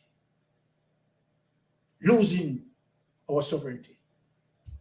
Because the policies that are in play are not the policies, right, that generated by even these politicians and their independent thinking. The policies that imply are Chinese policies. So they have to build some Chinese school, teach Chinese language. It is taking place in Jamaica. People, look, open your eye. So the geopolitical concerns, real. But can you blame China for that? No. It's business. You come to me because whenever me come to you, you come to me and sign on for my Belt and Road Initiative. You tell me, say you want, okay, all right, $3.16 billion, right? I ask you how you go pay it back. You understand? I might look for certain things and say, okay, all right. If the government used to subsidize certain things, the government have to cut off that subsidy there because that have to help to pay back certain debt. So people need to understand these situations. And so then when you have a government, like the Jamaica Labour Party government, who don't care where this is taking us and see that we are on the point of losing our sovereignty. And in Parliament, kicking up our pretty talk and pretty mess. Right? Now, the fact of the matter is that when you have a Nigel Clark And this is why people need to understand how serious it is in terms of the criminal action what Nigel Clark did. Note to the fact that we are suffering to pay back our loans, and Nigel Clark dip in the Ministry of Education and rip it. It makes us difficult to pay back our loans because what Nigel Clark has done is ripping from the treasury. When you have corrupted politician, I'm not calling any name, who uses influence to influence contract to his friends, who him and his friend are partners, right, in a company that he himself created, and having them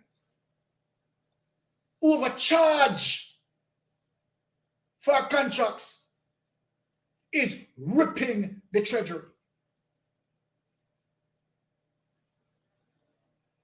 And when you have persons who have assets and cannot show tangible reason of why he has those assets, presumably then, based on what the Integrity Commission did in terms of investigation and in terms of calling him out, was fundamentally important for us to know these things, because it is difficult for us to service our debt. There's nothing wrong in China coming to build the highway. And where you have people complaining as it relates to China is allowing Chinese to come in and build the highway. People, let me tell you something. You see, when you understand the politics, you understand. And it is important that we know our civic lesson. You get me? It's very important. So we understand the issues and not vote for a political party because they're dieted. These are the things that, right? And for persons who are doing that, you are a part and parcel of why maybe we are losing our sovereignty. You are the problem because you are so dunce and don't understand. Now, why it is significant, important. Now, recently we have 2 robbery at the ATM machine. Millions of dollars being robbed. Investors feeling it. Our bank system suffer. In extension, I will shape it for you that it affects our GDP. One will say, Byron, how does it affect GDP? Well, let me show you and let me explain to you how it affects the GDP. Because when we have robberies like those taking place and our banking systems are not safe, and it gives fear to investors coming in to the country to invest. So it shatters investors' confidence. For investors to come in, and so then for investors come in and doing their investment, it can also lend itself to our GDP earning. So you see how that affects GDP. And so illiterate people in Jamaica will think that, okay, it's a good thing. Yeah, man, yeah. The robber them rob up big money, blah, blah. You are going to lose your sovereignty, man. You need to understand why those are fundamentally a defects to us.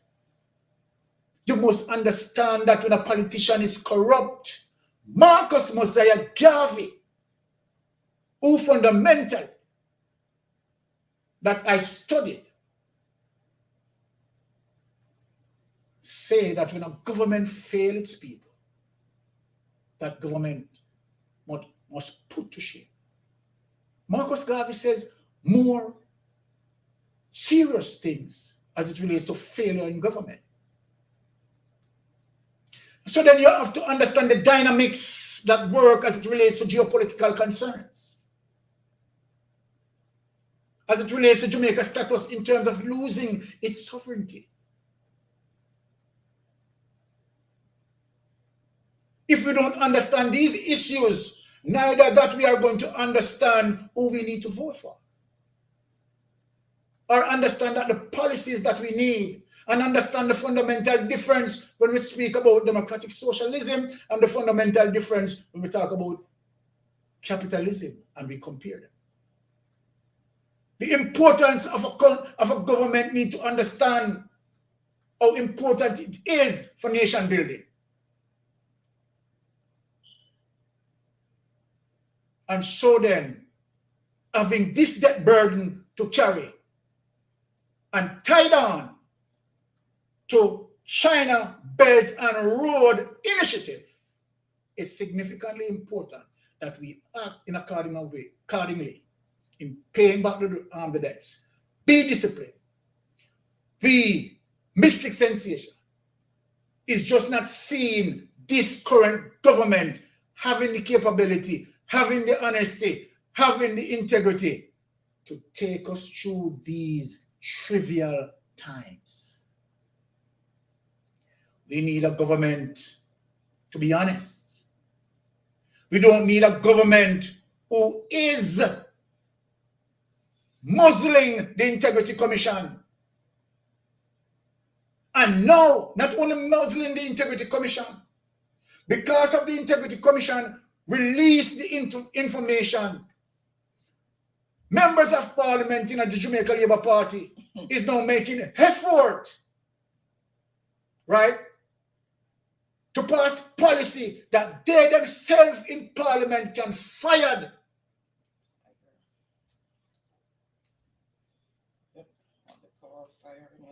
Right? Greg Christie. They need now the power to fire Greg Christie to what? Cover up their wrongdoings. People, if you don't see the back of Jamaica Labour Party, it is to your detriment. But who championing the cause? Isn't it one right? return? And so then, yeah. And so then, social media, right? Not only this channel speaking about it, right? We have Andre highlighting it. We have Wayne Lonesome highlighting it, right? And we have other channels highlighting the corruption. So pass through and be updated, right? We have our FBI friend, one named Rattigan, who is highlighting stuff as well. So then we have to consider these geopolitical concerns very seriously. Right? So what I speak about is that you yourself can research and find the truth, read upon it.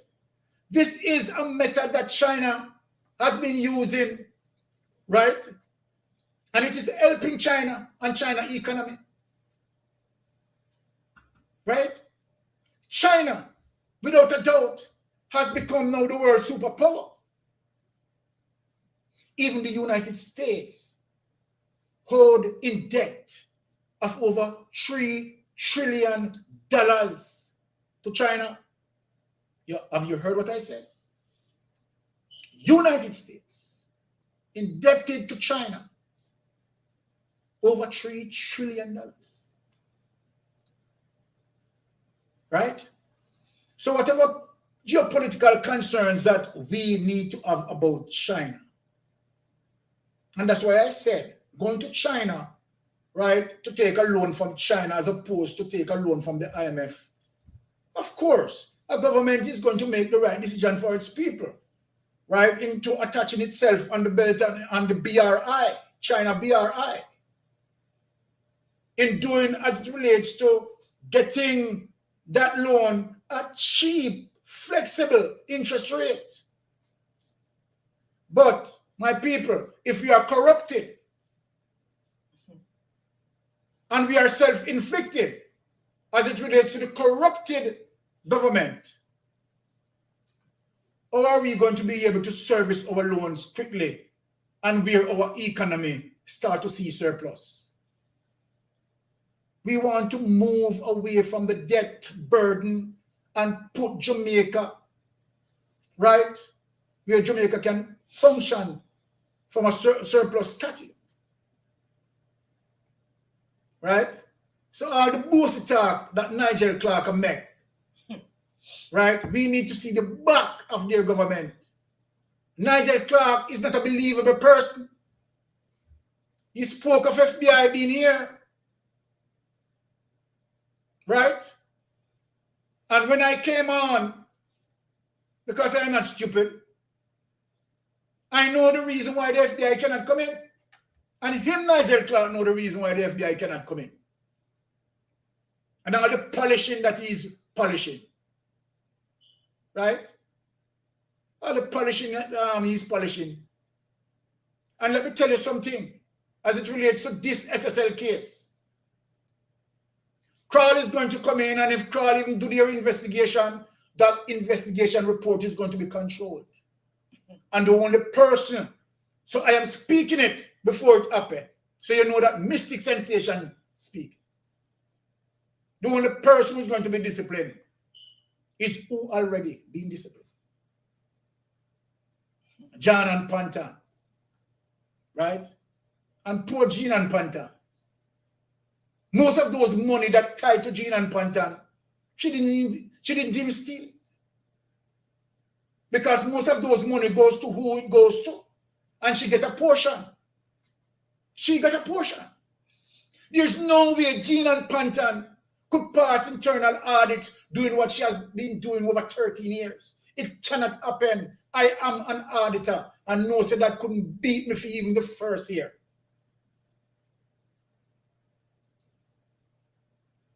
So I know that Jean and Pantan, all of the money that we are here about, Jean and Pantan don't see quarter, not even 10% of that money. That is the truth. And this is the trickery, right? This is the trickery. The showing of clerks, the line of 1-bedroom house, and then the line of 2-bedroom house, you name it. You name it. Right? So then, as I said, I am giving these reasons for us to steadfast, focus, and let us see the back of the Jamaica Labour Party government. And there's no hesitation in saying that. All right, so let us go into the chat and read and see if we can, of course, wrap with some of the people. Okay, Delroy Henry, Mystic Sensation, what's happening to Trump and Boris Johnson today? It's just a matter of time. The godfather of corruption and lies. Andrew Day is coming soon. One day Jamaica PM will be Alan Stanford. Sell me. Very good one, Henry. I just love when Delroy Henry hit the nail on the head. Tiffany, so true, Byron, the government is a part of it. That couldn't pass them for so long. Exactly what I'm saying. Point taken. And Wayne Evans, yeah, big up Wayne. Talk truth. I saw it go, brother. Bless up yourself, Wayne. All right, let us see what we have there. One sec, guys. Just I'll get that. Wayne had asked your question earlier. Okay. He was asking when you think Andrew is going to call the general election. Okay, that's what Wayne is starting. He was asking, yeah. Wayne, to be honest, I don't know when Andrew is going to call the general election. And I'm not going to try to predict him. But if right? PNP split, he will. But one thing PNP must make sure that they focus and don't have no split. Because Siaga, Edward Philip George Siaga had done the PNP that before. Waited until they have a little separation and then he called election. And said, ready or not, me gone. People need to remember that. Brian, when you think the Prime Minister Kanju will call the local government election, honestly, I don't know. Right? I don't know. It's difficult sometimes to predict liars. Put it that way. And I'm being truthful. It's difficult to predict liars. Honestly. If he was someone truthful and honest, we wouldn't even be in this predicament to be predicting when he's going to have election. Right? Because the election would have called. And remember, Andrew Holness break, right, the rules. Because when you look on his statutory declaration that he is to declare, he's not declaring it. And so then by and large, he's saying that other ministers must not declare theirs. All right? So that is Andrew Holness for you. Right? And then coming back and talking about, I mean, people must be law-abiding. It's a joke. Right? He needs to look into the mirror. That's why I speak of that all the time. Mystic Sensation, let me say what you cannot say. When you have a PM who is a pathological liar, giving contracts to himself and his cronies, and turn around and shot the messenger, that's bad in Jamaica. Well, as me say, when Delroy Henry speak, Neil head pop off. You understand? And I am giving him, of course, the leverage to speak. Speak, my boss. You understand? Because we love when time the nail head pop off.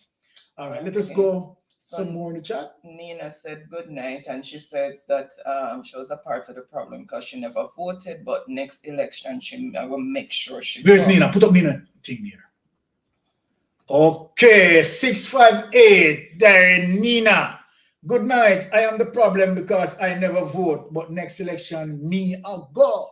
All right, Nina. Guess what? Don't beat yourself too bad. Many people never vote likewise. And here's the thing. People are sort of fed up as it relates to the entire process. But this time, Nina, as you said, right? Jamaican people out in drones. Don't just sit back and relax. Our sovereignty is at stake. The Jamaican Labour Party don't want to tell you that. Right? Our sovereignty is up for grabs.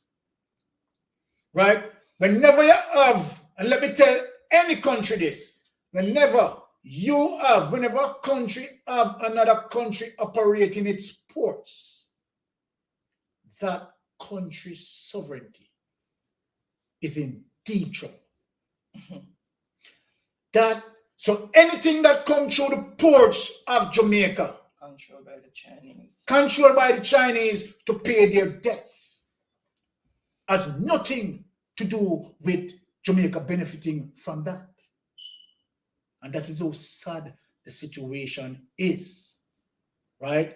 So what mainstream media is not going to speak about, social media is going to speak about, and that is one of the reasons why social media is leading the way as it relates to checks and balance.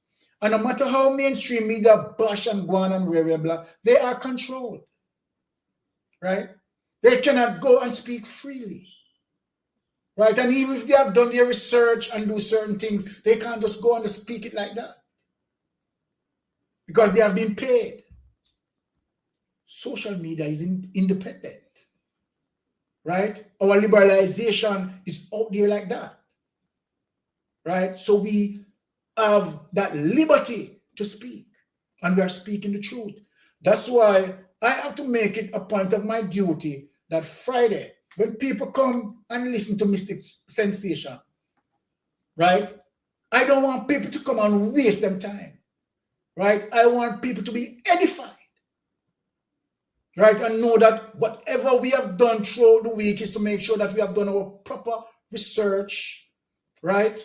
And make sure that when I'm presenting certain things, I present the proof, whether it come from the mainstream media or it come from certain source to say that, okay, this is just not the views of Mystic Sensation. This is where we get it from to educate you of what is going on, right? And so then this is what we live by. If by any chance that we make an error, please know for sure that we'll be coming out the following week. We're going to be apologizing and we're going to address that situation and have it corrected. All right, because we want to know that when our listeners come, they are getting the factual information. This is it.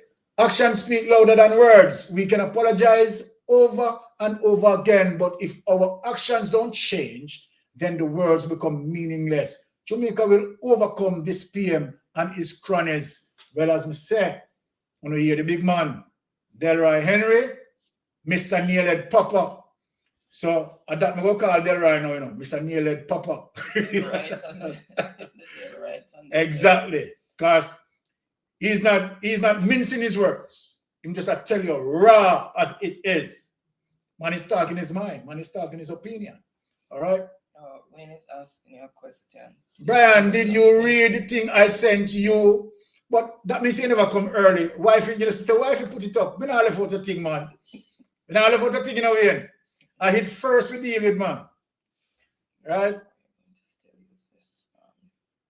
All right. So yeah, let me use it. So, people, I have just spoken to you, but I have something to play for you to get the evidence to understand that when I speak, I am speaking from a source.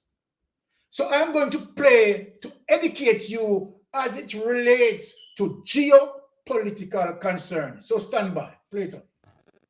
Okay, so welcome to those who have recently joined. Thank you so much for tuning in. Really appreciate you guys being here and giving your input. I just share the screen. Sorry guys, I'm not feeling so well, so bear with me. In which the communist country uses debt as a lever to spread its influence abroad is well established. China's mechanism is straightforward. Flood a developing country with so much debt that it is unable to repay it and is then compelled to sacrifice a vital asset instead. For a long time, the Communist Party of China has used this method to pillage many Caribbean countries. However, Caribbean governments have started to grasp the mounting hazards of allowing the CCP to carry out its parasitic operations on their turf. Hi and welcome to TFI Global Caribbean. TFI Global's channel is specially dedicated to the land of sun and sand. I'm your host, Atul Mishra. Let's begin. Debt trap diplomacy refers to short-term economic incentives that lead to states relinquishing their sovereignty. The term is mainly used to define Chinese diplomacy through its Belt and Road Initiative. China has indebted a major part of the Caribbean. Lacking new major funding sources, several Caribbean countries have signed on to China's Belt and Road Initiative. Due to the persistent infrastructure deficit in the Caribbean, where energy costs are among the highest in the world, transportation is frequently expensive, and there are significant gaps in services like high-speed broadband. These investments are especially appealing to many of the region's nations. To be clear, the actions are a part of China's quiet but determined effort in recent years to increase its presence and power in the area through loans and grants from the government. Investments made by Chinese businesses and diplomatic, cultural, and security initiatives, and thereby potentially challenging America's long-standing hegemony in the area. The US-China geopolitical dispute over Taiwan has also been impacted by the improving diplomatic ties of Caribbean nations with China. You see, the Caribbean basin is abode to several nations that recognize Taiwan, Belize, Haiti, St. Kitts and Nevis, St. Lucia, and St. Vincent and the Grenadines. These compose a third of the countries globally and 5 of the 9 governments in the Americas that do so. However, as China increases its lending and investment in the area, it will have more clout in deciding important matters like Taiwan's recognition. Of late, there has been tangible evidence to substantiate the rise of anti-CCP sentiments in the Caribbean. Many countries have begun to take steps to limit China's growing influence on their own turf. The resource-rich Caribbean nations are waking up to Xi Jinping's neo-colonial ambitions. They have come to realize that associating with the Chinese yields no significant benefits for them. For instance, in Trinidad and Tobago, the government had terminated the $71.7 million project between China's Geopolitical Group International Engineering Company and the Housing Development Corporation, or the HDC. Even in Suriname, the government has come to realize the grave repercussions of the mounting debt owed to China. Spanning over decades, it can have an adverse impact on the future development of the country, exposing it to liabilities way beyond its ability to pay. Thereby making necessary corrections, Caribbean nations have started to realize the importance of self-determinism and self-sufficiency in the contemporary politico-economic climate. For a long time, Western nations and rising powers like China have endeavored to plunder this region by stealing its vast natural resources. These predatory nations' affluence has been founded on so-called third world countries' debt slavery. However, there are signs of a potential rise in a pan-Caribbean rebellion against this neo-imperialism. With additional Caribbean nations following suit, China's aspirations of commanding the Caribbean would be scuttled. Okay, so there you go. There you have it as it relates to one of the sources where the information is coming from. Now, and this is why it is important for us to, of course, disseminate such information and keep our people abreast, right? And the fundamental importance of, okay, all right, we are in the situation having $3.16 billion in debt to China.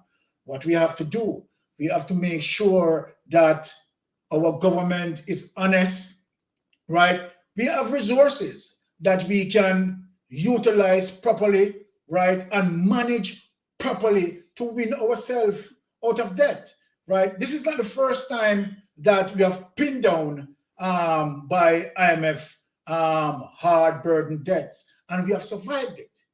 We have, right? Because of the resources that we have. But again, with good governance, remember the important thing here is good governance, a government that is free from corruption. If we allow this government, right, this government is going to ensure that we have lost our sovereignty to China, and we cannot make that happen. We have seen that our ports are already gone. So what are we going to do, Jamaica? What are we going to do? Vote them out. That's what we have to do. Put hands and heart together and get out control. Because, I mean, look,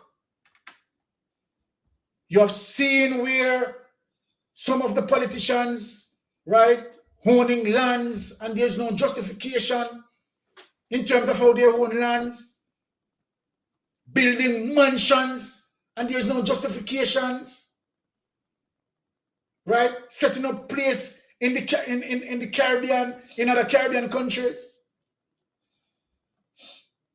And this is one of the reasons why, fundamental reasons why, we really need to have an understanding of Andrew Holness' statutory declaration. People just think of it. We have been beating this from God he knows when. Don't you think that if Andrew Holness didn't have something to hide, he would have showed it and shut us up? He would have done that a long time. Now that he's feeling into the poll, he could also use that to say, see, there's social media, you understand, a propaganda social media as the spread for me. You understand? He could use that and appeal to his base. But even when he slide, he cannot use it because he has something to hide. So, Andrew, they're asking you, as a Prime Minister, please come and shed some light on this situation for us by revealing your statutory declaration. Secondly, we want to know how much you put into SSL and how much you profited from SSL. This came out of your own mouth. That SSL is the place that you have invested and profited from. Right? And so to fear to the Jamaican people. We have a burden of debt to pay. $3.16 billion. Even Jamaican children who have not born as yet owe debt. As you hear it from KD Knight, Jamaican children who have not even seen the day of light, each one of them owed $4.8 million because of the burden of debt that we have. Hey, people, think of it. Just think of it. Losing our sovereignty under this government. We have to act and act accordingly. All right. So let what Green said. Oh, okay. Are we on this platform aware of UIC movement? The party in Jamaica standing up for changes. Yes, Clive. We are aware of UIC, and Mr. Patterson has some good policies because me myself, right, I've gone through those policies, right, and I like several of those policies. But let me say this, right? Jamaica over the years being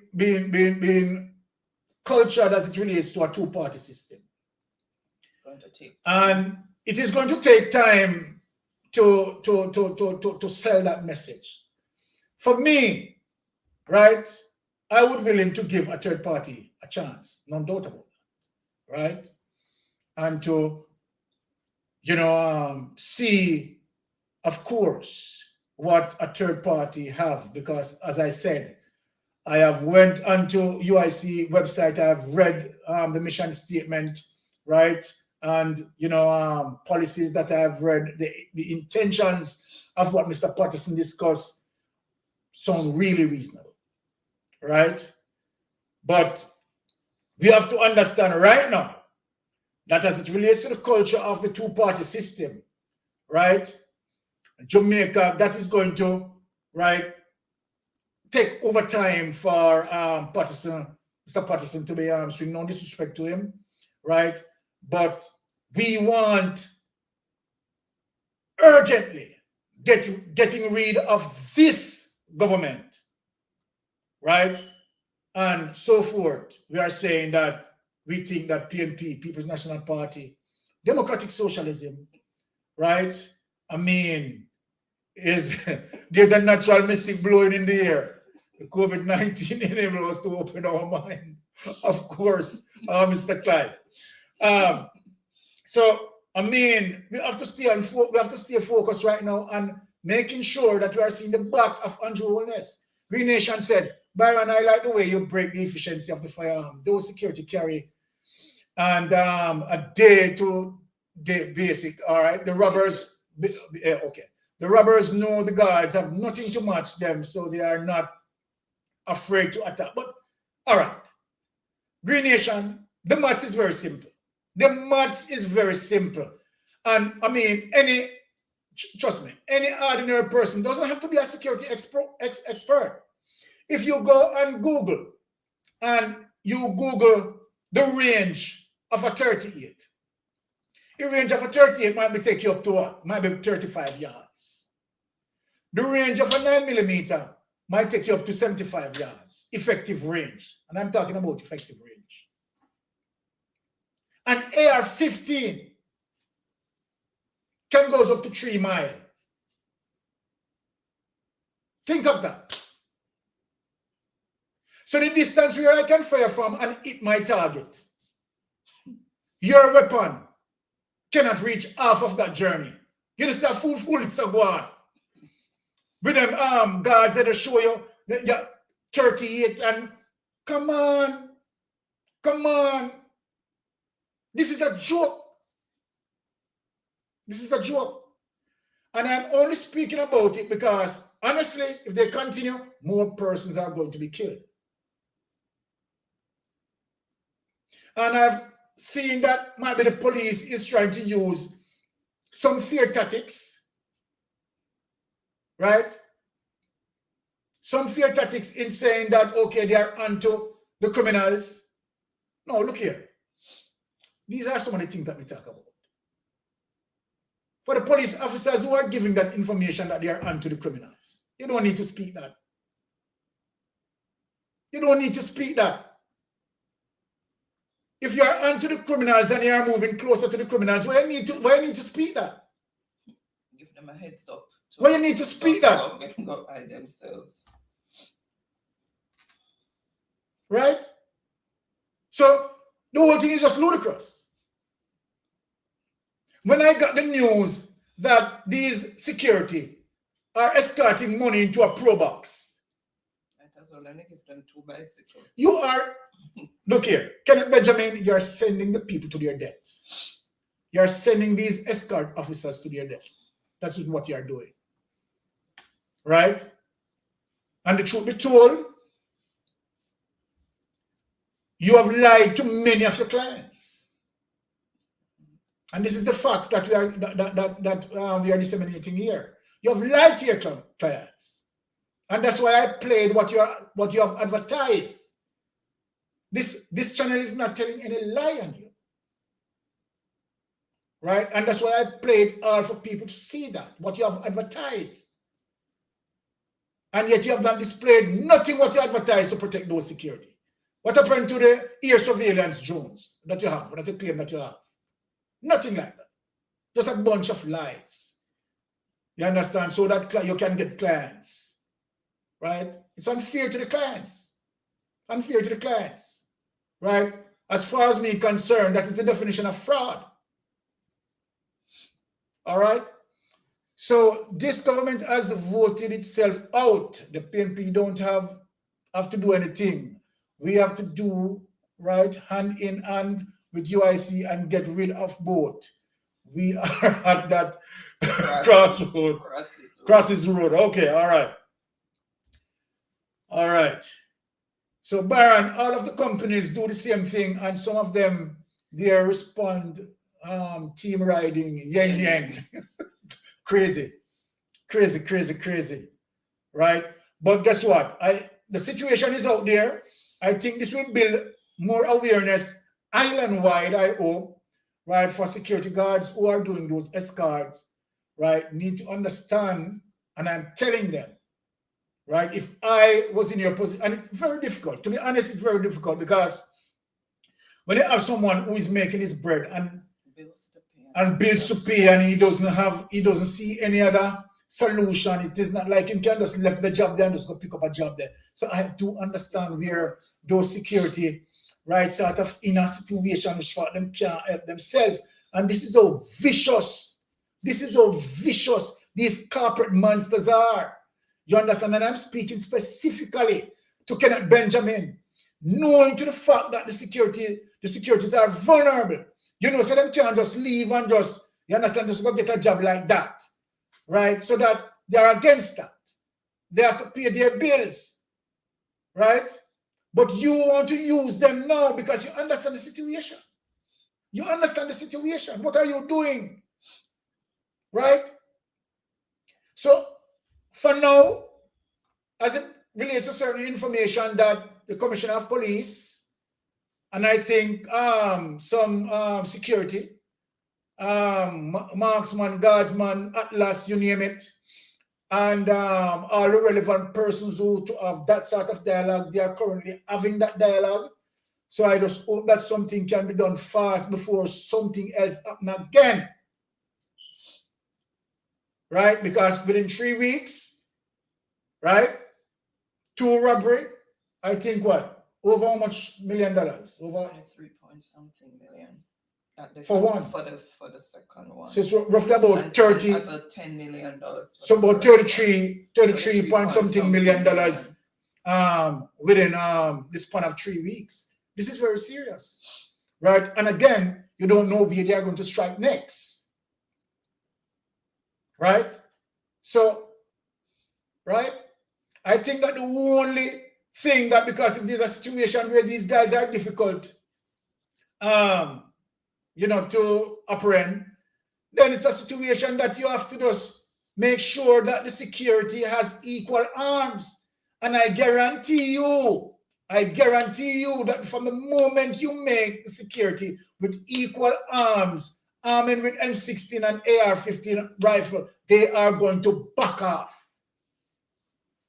Right?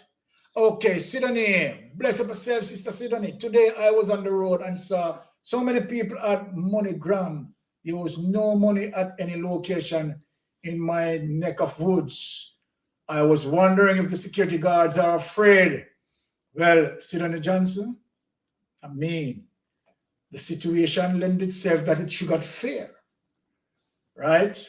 And it is serious, right? I know that if those security guards did have choice as it relates to our next job, I don't think that they will be doing it, right? So that is the situation, right?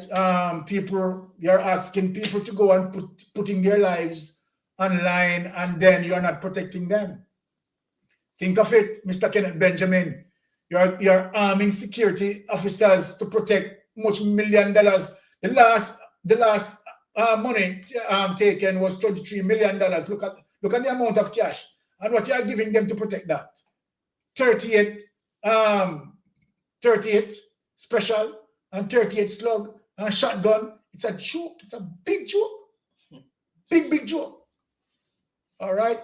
So without any further ado, I know that Jeopardy, right? People are long waiting, and I know some of them are grumbling. Byron, I talk too much, you know.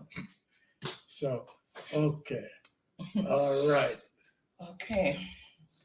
Continue to wrap up.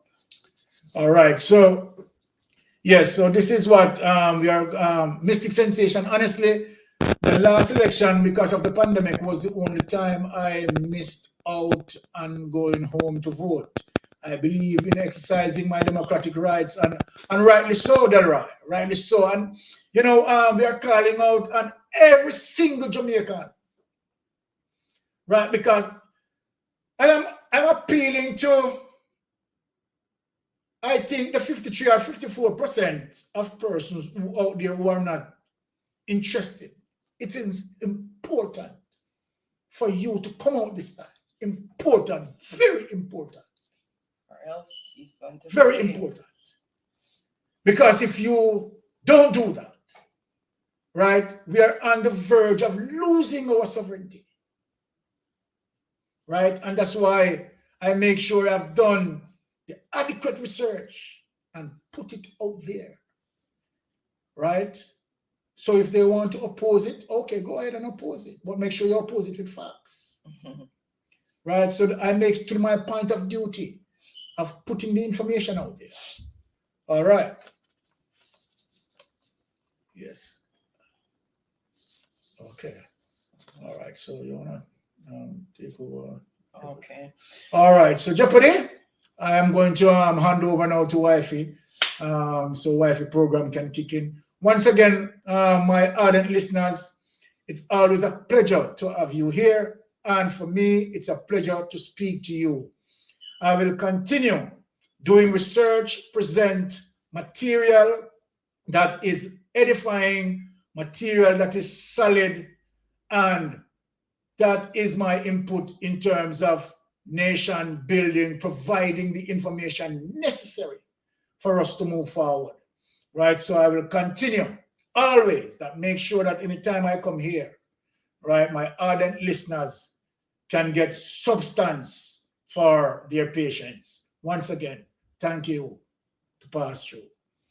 Okay, so Truck Life is saying, well done as always, Mr. Barron. Nice topic you touched on. Thank you, Truck Life. Okay, thank you, Truck Life, and thank you to everyone who's been here, who participated by watching, subscribing, and commenting. We really appreciate each and every one. Okay, so we are going to be going into Jeopardy. Bear with me, guys. I'm having flu-like symptoms, so I am trying my best to keep up. So I am going to reveal the screen. So let me just share the template. So okay. All right, so these are the this is what the template looks like for tonight. And these are the categories that we have: mathematics, Jamaican dances, Jamaican proverbs, Jamaican TV shows. Let me just move there, and then Jamaican childhood games. So it's mostly Jamaican stuff tonight. So let's see if anybody is going to lose their Jamaican cards. So as usual, you're just going to throw out a category and for how many points. And then the first one that I see, we're going to start with. The question is in the form of a statement. You're going to answer in the form of a question. Places and things, you can answer what is or where is, and then the answer. And for the name of persons, it is who is, and then the answer. And we are vying, for credit. Person with the most points will get $1,000 Digicel credit or flow, and then we will have 4 runners up of $500 credit each, Digicel or flow. All right, so let's see. Let me just get my other device here so I can refresh. All right. Okay. Thanks, Arlene. I'm burning up. All right. Truck Life is saying math for 500. So let's see. If you have 8 magnets and cut them in halves, then you cut all halves in half, you will have this many magnets. So you start with 8 magnets, and then you cut the 8 magnets in halves. Then those halves you're going to cut in half again. You will have this many magnets. Okay.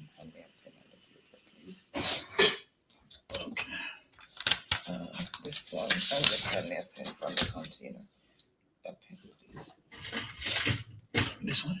Yeah. No, that one. It's not working. This one? Yeah. Oh my goodness. Can't hold, let me tell you. Pierce colors as usual. All right, so welcome, Molly. Happy Friday to you. So you're going to answer in the form of a question. If you notice, everybody else is putting what is and then the answer. So you have to answer it in the form of a question. So what is and then the answer. And if it is the name of a person, who is and then the answer. So I see the answer that I'm looking for, so I'm not going to delete. So it is what is 32. So 8 multiplied by 2, because now you're dividing, breaking them in half. So 8 times 2 is 16. And then those 16, you're going to cut in half again. So it's going to be 32 pieces that you're going to have. Right? So let's see who first, and that's a 500 points. So let's see who first.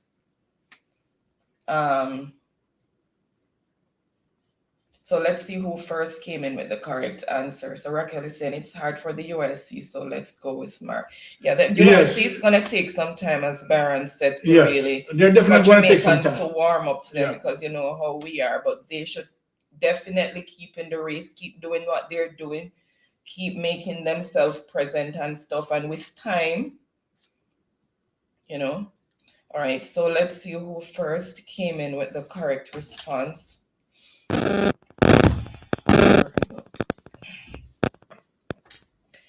Okay, so what is 32? So Truck Life 500. What? Truck Life in the Sharon. In the All right, so Truck Life, choose the next category and for how many points?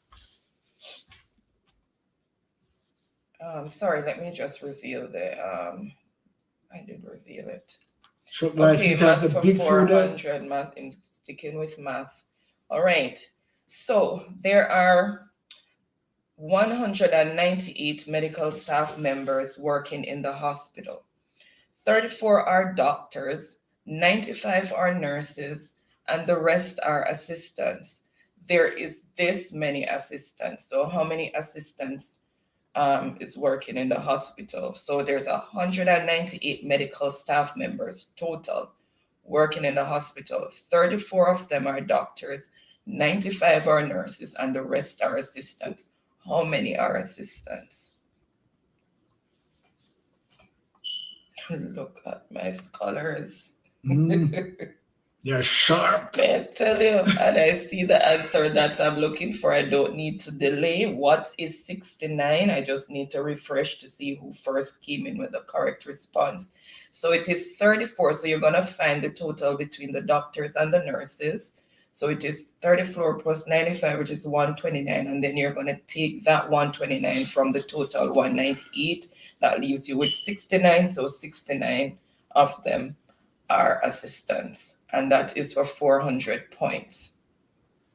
All right. So first on the board with the correct response is Tiffany, then Truck. So that's for 400 points. What, Tiffany? Then Sharon, Daniel, and Molly. All right, so Tiffany, choose the next category and for how many points?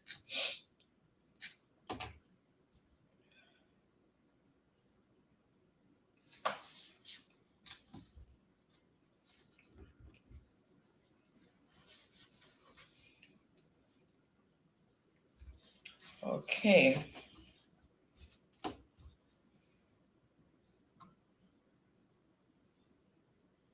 Oh, she was listening to me. Okay. So Tiffany's saying maths for 300, so we're keeping it math. Rifle bullets can travel at speeds of about 3,000 kilometers per hour.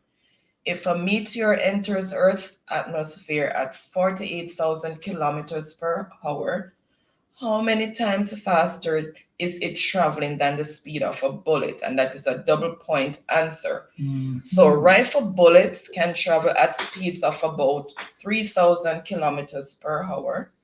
If a meteor enters Earth's atmosphere at 48,000 kilometers per hour, how many times faster is it traveling than the speed of bullet? All right. Let us see. Can't hold them. Can't hold them, man. Can't hold them.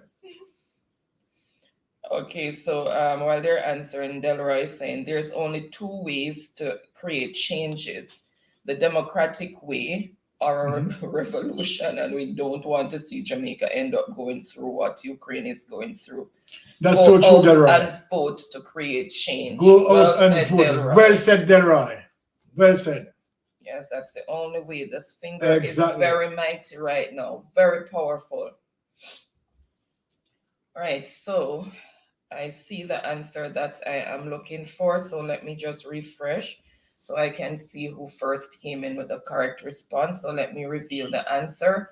So what is 16 times faster? So you're going to divide the 48,000 by 3,000, which is going to give you 16.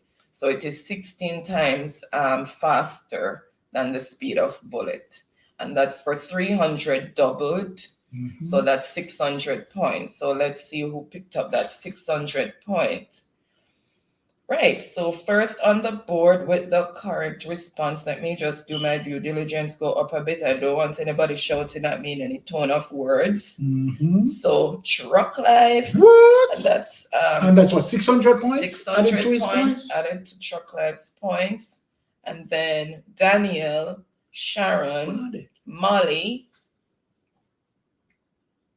Ricardo, come back. Ricardo says, so no couldn't call me. It's a wait little bit, man. Jesus, I'm mad too, you know. Oh my goodness. Hush. Ricardo, but you got back in the nick of time. Yeah, man. Chuck Life left little crumbs for you there.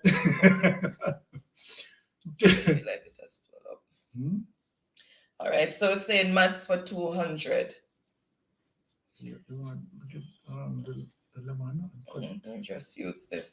In the meanwhile, when I finish, William, oh Jesus, sorry. William charges his customers $55 for every hour he works. If he spent 2 hours removing a broken pipe and 3 hours installing a new pipe, he should charge this amount of money. Sorry, it should be this. He should charge this amount of money. So William charges his customers $55 for every hour he works. If he spent 2 hours removing a broken pipe and 3 hours installing a new pipe, he should charge this amount of money. They have it there already. Before we even finish read, I tell you my road scholars. Kind of say a true traffic on the road in a hush, Ricardo. All right. So I see the answer that I'm looking for, and it is what is 275. So $55 every hour, and he worked a total of 5 hours, 2 plus 3, so 55 multiplied by 5, so he should be charging $275. Right? So, and that's for 200 points. Let's see who first came in with the correct response.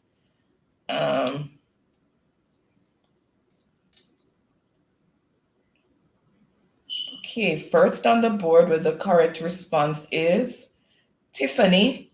Wow. Then, Ricardo. Then Truck Life. Tiffany. Sharon. And what's the score for that? 200. 200. Sharon.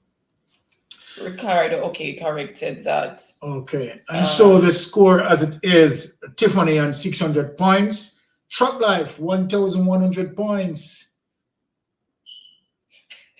Truck Life said I would make Ricardo be my employee and pay him $25 pocket rest. So it says what do no maths. All right, so who was that? Tiffany? Mm-hmm. So Tiffany, choose the next category and for how many points? Oh, Raquel is asking if we can demand a referendum.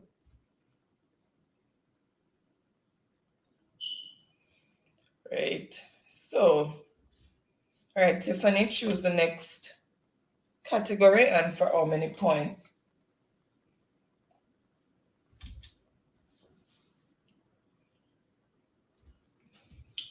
Okay.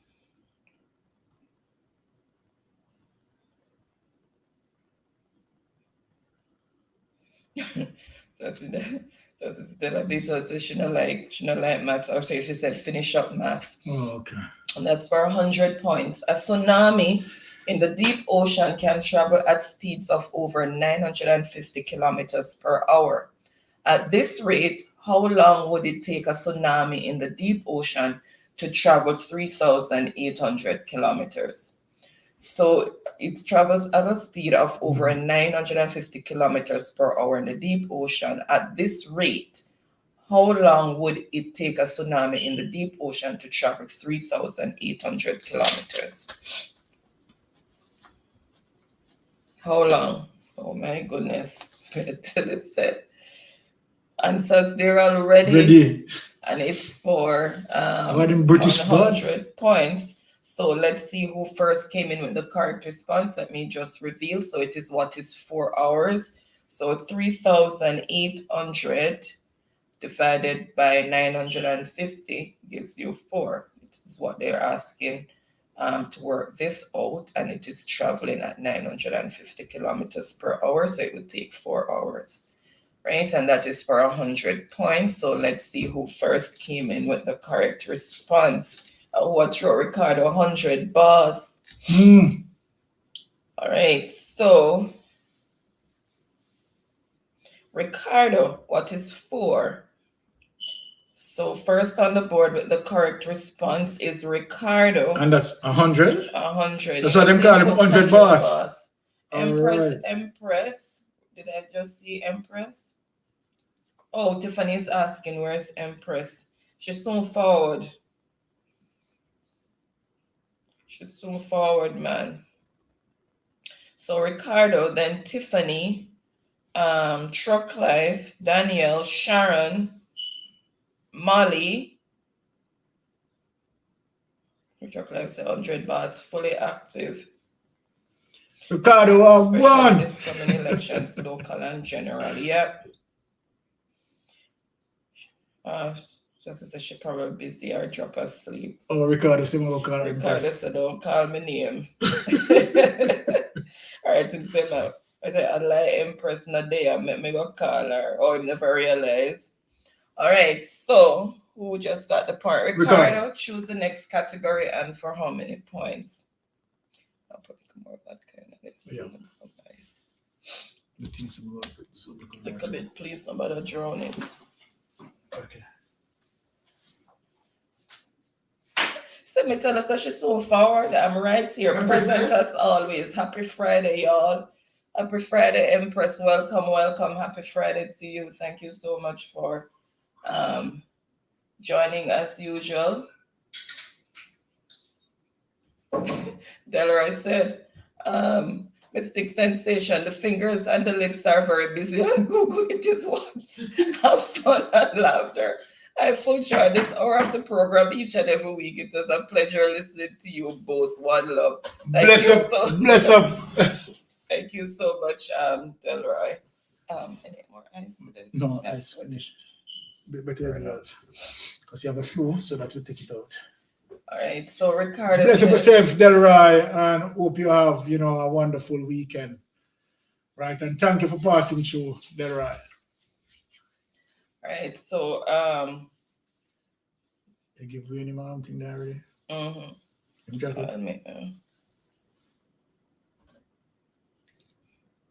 Okay. Just saying her phone went to voicemail when he called her, but she's here. Welcome, welcome, Mixin. Happy Friday. Thank you so much for joining. Mixin, what's up, what's up? All right, so she's saying, did I just say childhood games for 300? All right, so childhood games for 300. All right, so I give you the clue and you're going to tell me the game that you used to play as a child. Jump in boxes.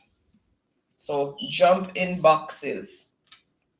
Which game was that? Which childhood game is that? Children still play it a little now because everybody turned couch potato. Everybody's on gadgets. All right. What?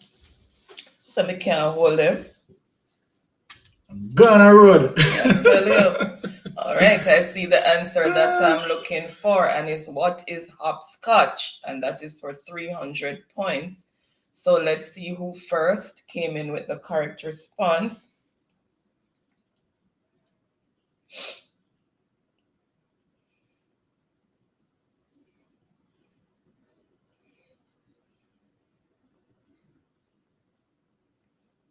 Okay, I just want to make sure I don't miss anybody. Empress is saying happy Friday, my teammates. All right. Just want to make sure I didn't miss any. Okay, I see the first one here. So Empress, what is hopscotch? And that is for 300 points. Okay, somebody please just type in the chat for Raquel to refresh. She is lagging, please. Yes, Raquel, you're lagging. Yeah, that's why our comments coming in so late. Just type in the chat for me, please, for Raquel to refresh your internet. It's lagging. I'll refresh the live. All right. So, hopscotch. So first on the board, I say who first came. Jesus. So first, Empress. Empress first came in with hopscotch, and that is for 300 points. So Empress? Empress. Just go down again. So Empress, then Ricardo, Truck Life, Mixin, in finger and in phone again. Daniel, Sharon, Molly, Okay, so those are the order in which. So Empress for 400, right? 400 points for Empress. 400. No, 300. 300? Yeah, 300. Okay, so the score as it is 300. Okay, so the score as it is: Ricardo on 100 points, Empress on 300 points, Tiffany 600 points, and Short Life 1,100 points. Empress and Moffat, you need to resize your finger. Making finger giving problem. Oh my goodness. All right, so childhood for 100. All right. The game that can badly hurt your fingers. The game that can badly hurt your fingers. Ignore the Z for me, please. The game that can badly hurt your fingers.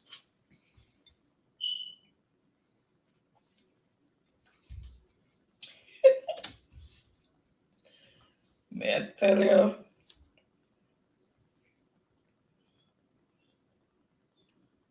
Let's see who born way back when. Oh, shucks, Raquel is still lagging. Her internet is full.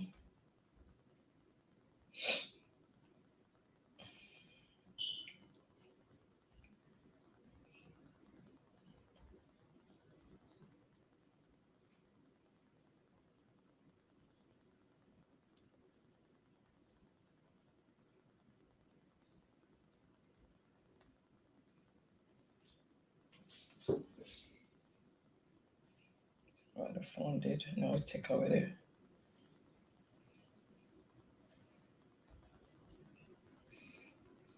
Refresh again. Okay. All right, I see the answer that I'm looking for, so I'm just gonna go ahead and reveal it. So the game that can badly hurt your fingers is what is broke rock stone? Finger mash no cry, girl and boy. Remember a game we are playing? Make it only palm my finger with a game there. No? So that is for 100 points. You bet observe one. That is for 100 points. So let's see who first came in with the correct response. So what is Stephen Mango of Man's Joe Tree? All right. So first on the board with the correct response is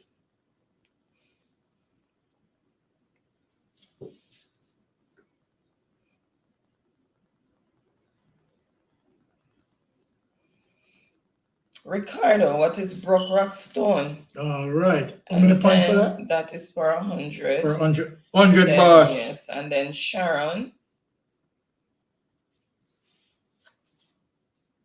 What is gift? Slabs. What is Jacks? No. All right, so those are the it's Bennett childhood. Okay. What is a Louis Bennett childhood that yep. All right, so what I said, Ricardo.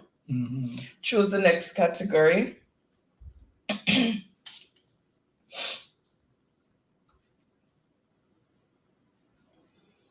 Games for 200, right? Shift, jump, and sometimes bend down. There should be an end there. I have to go back in and correct some of these errors. Shift, jump, and sometimes bend down. So now me justify my verbiage. Justify my grammar errors there. 10 is against you have to put something together. Come on. I just have to go back in and correct them. So shift, jump, and sometimes bend down.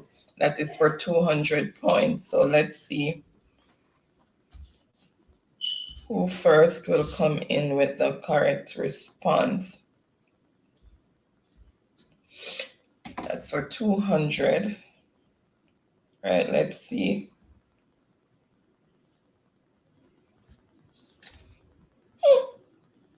All right, I see the answer that I am looking for.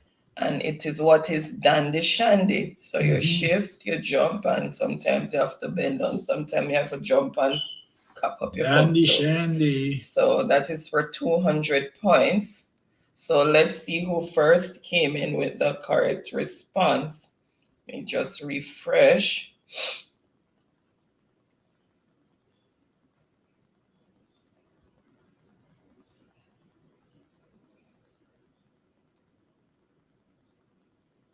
What is sittings? What is sight in the middle? Okay, so what is Dandy Shandy? And Ricardo, so that is for 200 points. So Ricardo, 200 points. Then Sharon, Empress, Moffat, what is skiing? Okay, so the score as it is: Empress on 300 points, Ricky Ricardo 400 points, Tiffany 600 points, and Short Life 1,100 points. Okay, Raquel also got what is Dandy Shandy. So Ricardo, choose the next category and for how many points? Ricardo is looking.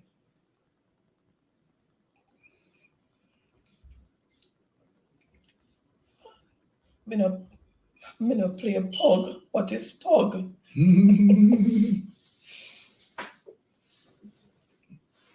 Games for 400. Okay. Bat and ball. Bat and ball. Everybody run out, skip out, jump out, roll out, any way you want to jump on this one to answer it. Bat and ball.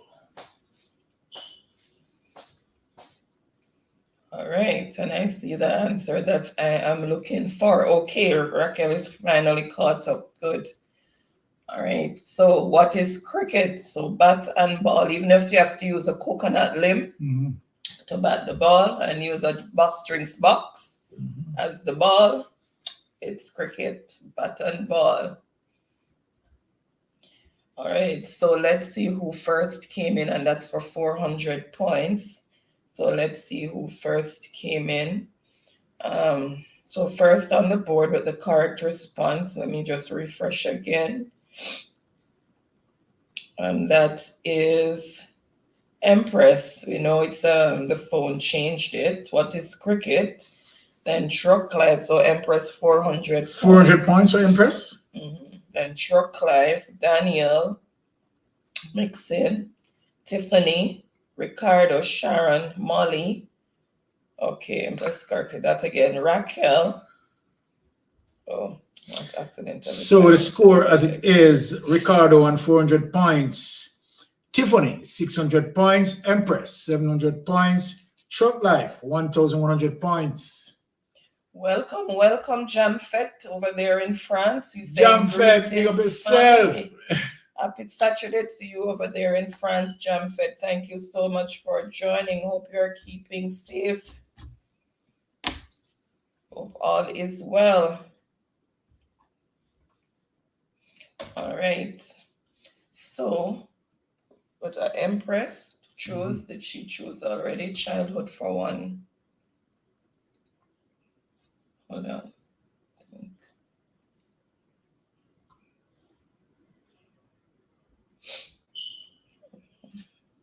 Childhood. Oh, she's finishing up. Okay. Pitching glass balls. Pitching glass balls. Run out, jump out, skip out, roll out, dance out. Anyway, you want to answer that question. It is pitching glass balls.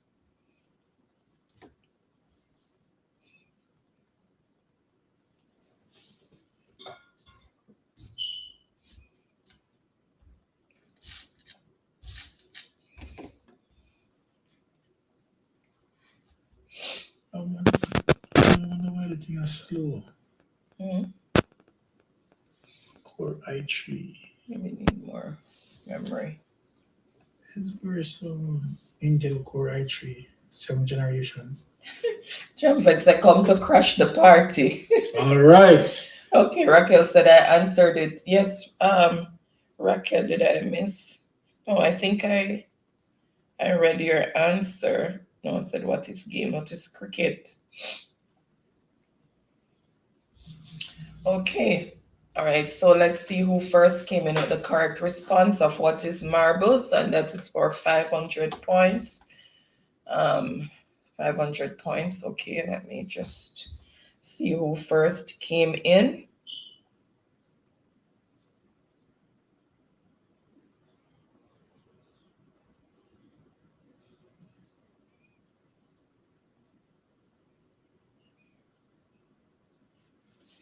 Okay, so first on the board with the correct response is truck life. We know what happened there, and that is for 500 points. Ooh. So the phone changed it to marbled, so we know it's marbles. Then Danielle, Ricardo, Empress, Jamfet, Molly, Tiffany, Raquel.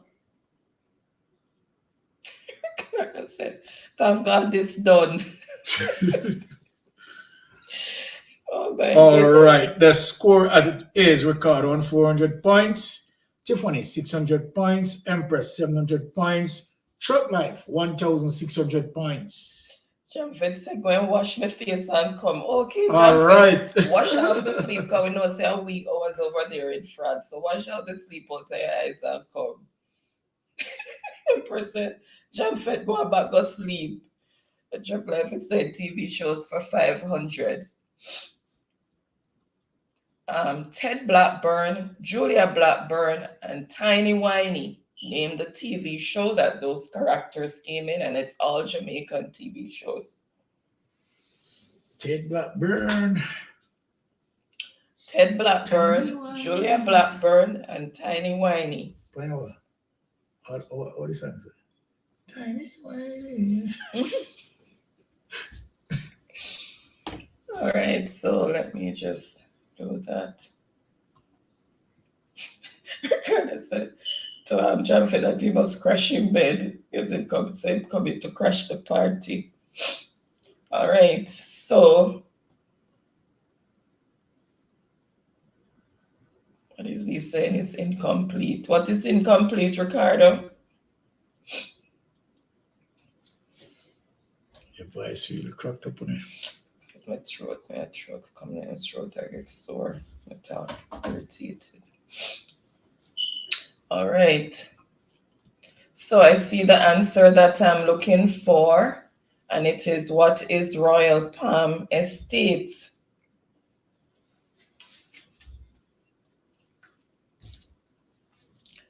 And that is for 500 points. So let's see who first came in with the correct response.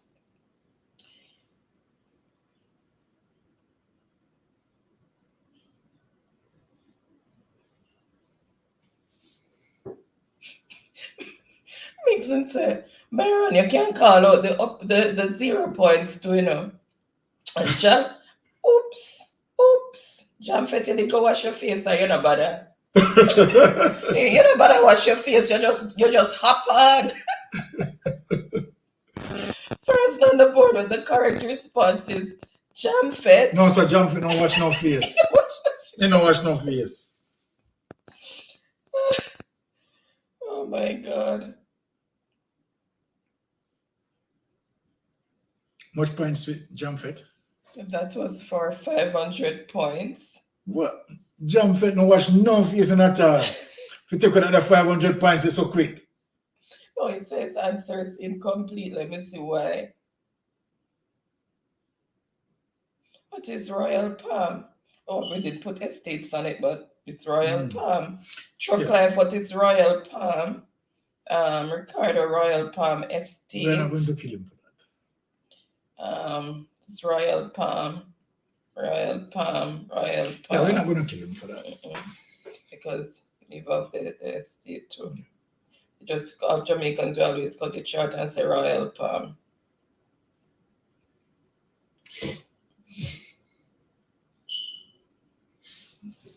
Daniel, what is Royal Palm?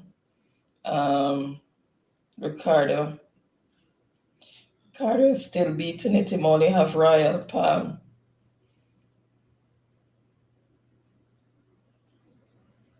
Empress Royal Palm Estate, forget it. Now, yes, the controversy that comes over here now. Yeah, move on. All right. We're going to move on because, sorry guys, from this thing. It's in my mouth. Tiffany said, justice for Ricky. Justice for my 5 bills, lol. Ricky, so they're protesting. Truck life, the Royal Palm is good enough because, yes, we just say Royal Palm for short when we're talking about it. All right, so Jamfet, choose the next category and for how many points?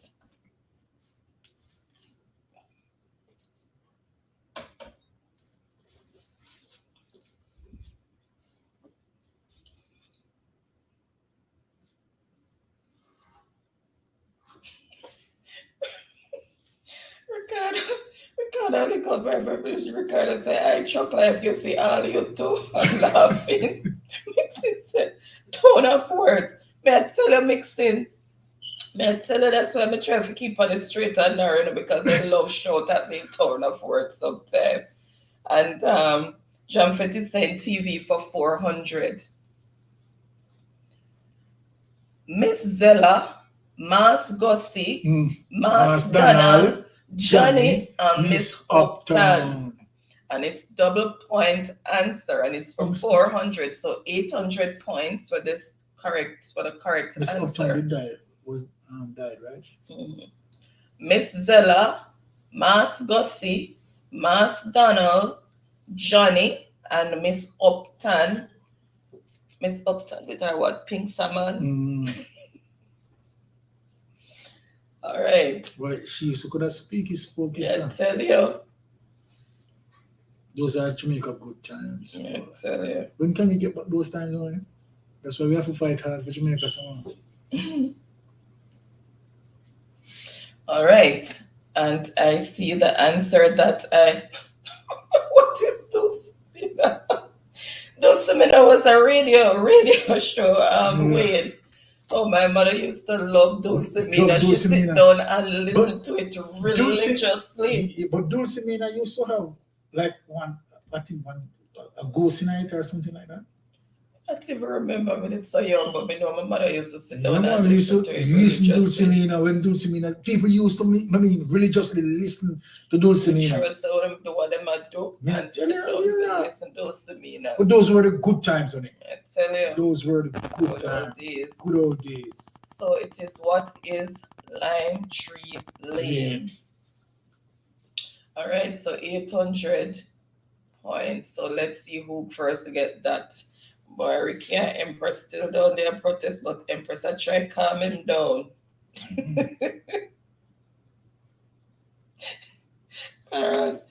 Ricardo light candle for you. Why, Ricardo, burn me out.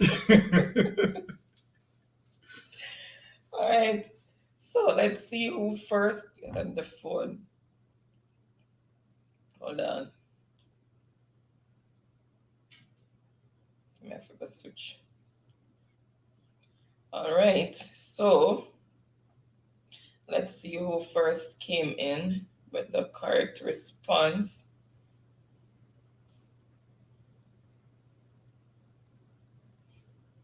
Tiffany protesting to justice for Ricky.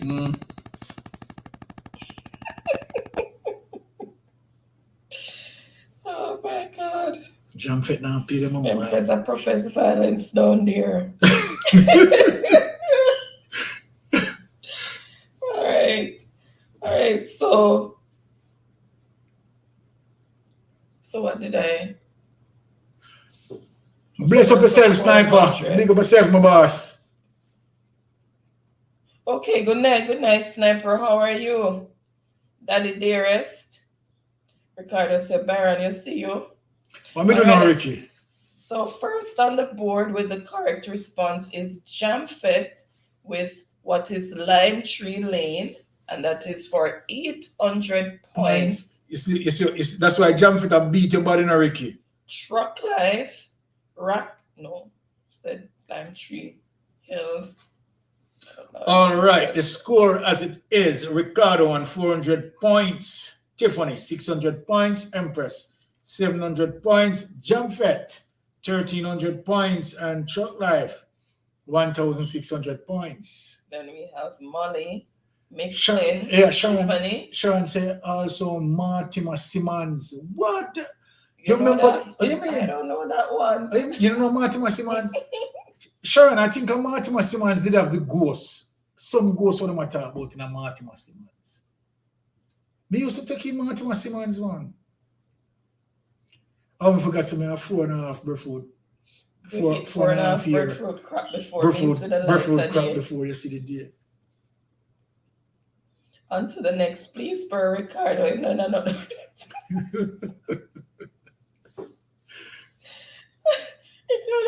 Instead upon me want justice. Oh my goodness. Everything uppercase, you know. On the next, please. Okay, so nice. Jumpet said, look how much wrong spelling we don't get. Come go up. Yeah. All right, so Jumpet is saying TV for 300.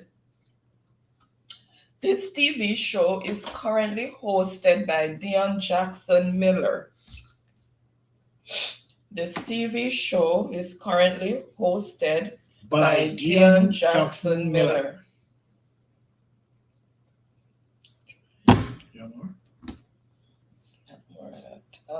The Fanta. I don't want my vodka. I want the Fanta. You want more Fanta? The Fanta.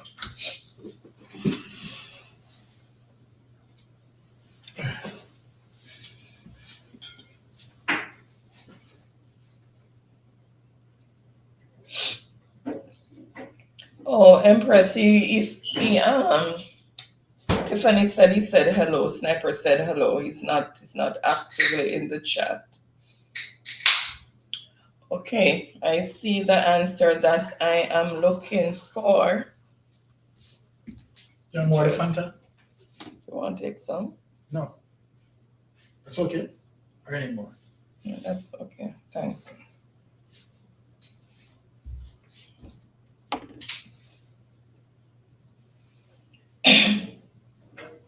Okay, let's see who first came in with the correct response, and it is,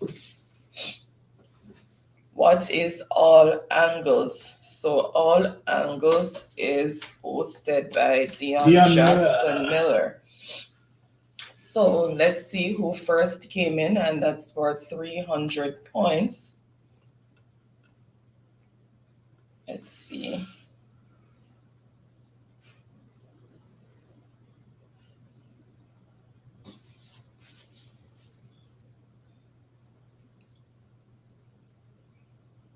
Chocolate is saying Ricardo and Jamfet should have shared the points. Is that better?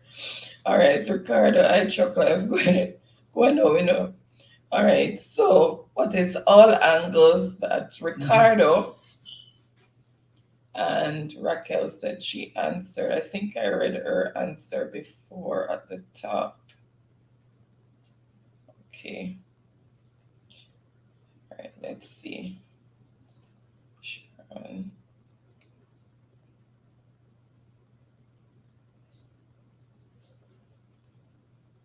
Just want to make sure I didn't miss it.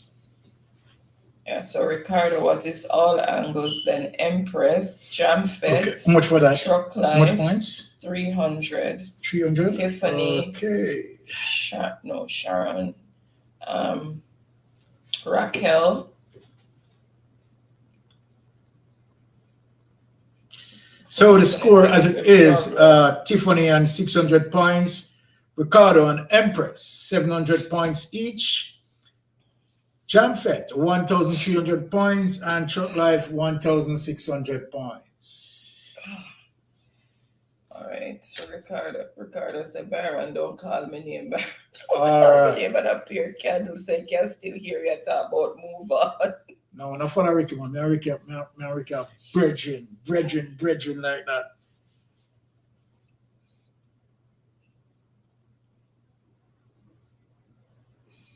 Chuck Live cheering him on. Say you got look come Ricardo and Empress not stop. That's that bird candle for you. As much candle I want for me. My Yeah, goodness. That's more than 20 candle Empress I want for me, you know. So he's saying Jamaican dance for 300. Jamaican dances for 300. Look left, look right, swing your hand like you're bad, then double, then out, our moves included in this dance. My God.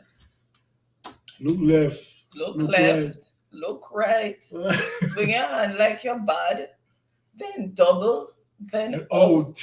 Our moves included in this dance. Name the dance. Jesus. What? Well, some people who caught up in this dance thing, you know. Some people are going to caught up in this thing. All right. Let me see. Might have to switch device because this one I don't know why. Let's see. All right, moving. All right, I see the answer that I'm looking for, and it is what is Willie Bounce. So what is Willie Bounce? And that's for 300 points. So. And who is the winner of the Willie Bounce dance? Win so we can't dance.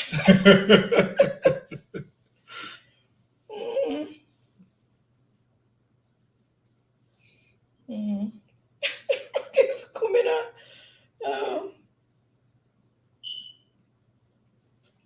Tiffany said, we can't play this segment with old people like that. It is me, Paul. No, sir. No, I'm still going down. So first on the board with the correct response is Tiffany with what is Willie Bounce, and that's for 300 points. Tiffany? So Tiffany, 300 points. And I want to go on tonight. Everybody hit high. Okay. Then, what is Hokey Pokey? My goodness. Then Ricardo, Truck Life, Delamu. All right. Then Raquel. No, sir.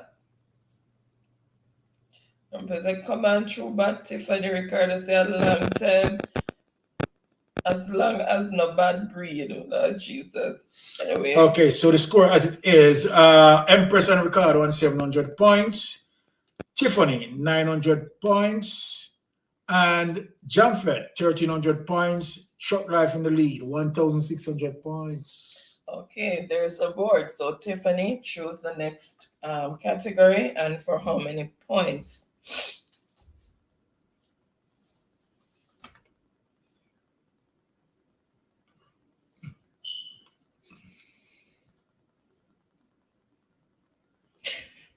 President say Jamaican dance structure, so may I guess. Oh my goodness. Donvi. Okay, Donvi, welcome. Oh. Bless yourself, Danville. All right, let me just lagging behind. Oh my goodness. Can I borrow another device from over there, please? This one's it's on top of my nerves. Use that one. That's what I'm gonna do. I don't know. Maybe it's because I have it plugged in so long. I don't know. One sec, guys. Just give me a few minutes. Give me a minute. It just switch.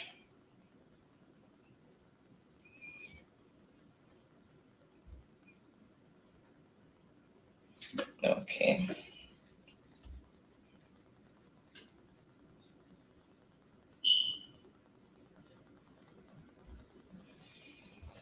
All right, let's see who first came in with the correct response.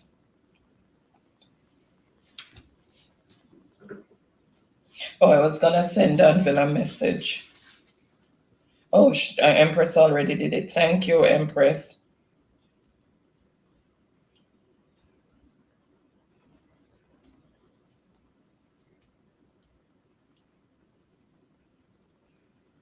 Okay.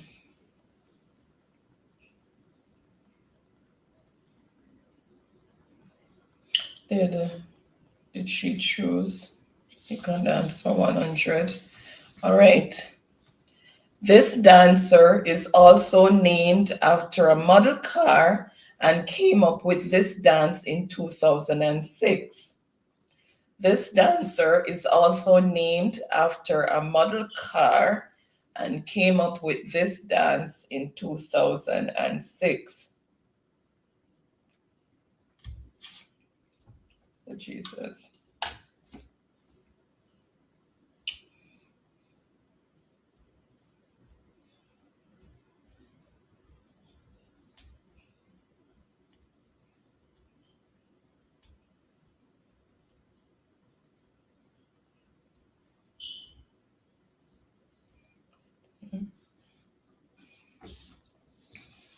So it's the dance that you need to name.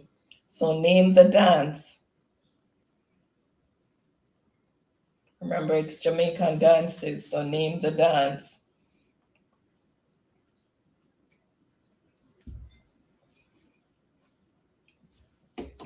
Name the dance move. The dance move.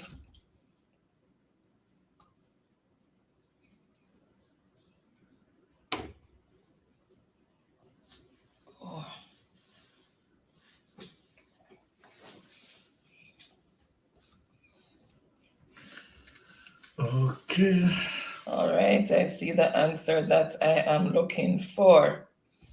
All right, so the dance move, remember I said the dancer is also named after the model car and came up with this dance in 2006. Remember, we're doing Jamaican dances. All right, so the answer is what is Stoki or Stuki or however you pronounce it, Stoki. So that is the dance, and it's for 100 points, and it was it came about by QQ, and apparently you had a car at that in that period called Cherry QQ or something. Cherry QQ, right? So that's the car he named himself off. All right, so let's see. Ska gets thrown in the mix. Remember we did Ska last week, and Ska was from the 1960s. I said 2006. All right, so ding dong. All right, let's see who first. Somebody has it there. I saw it. Okay. No, no, I did the dance I need. Truck Life, what is Stocky? And that is for 100 points. So Truck Life came in with the dance. Okay, then he spelled it another way. And then Raquel.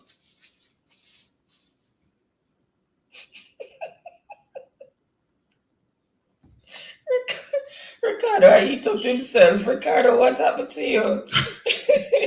Mixing is saying Cherry QQ is least popular car ever. Yes. Person is saying watch confusion.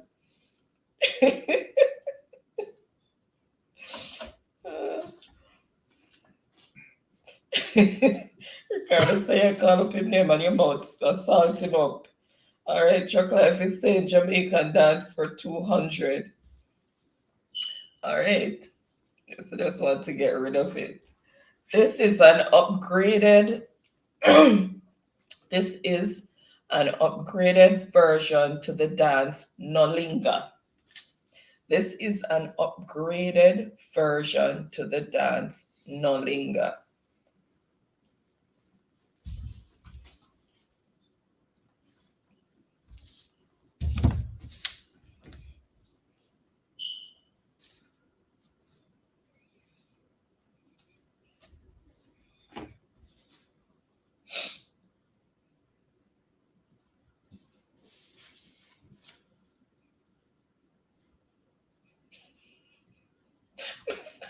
We not stop everything when put scam.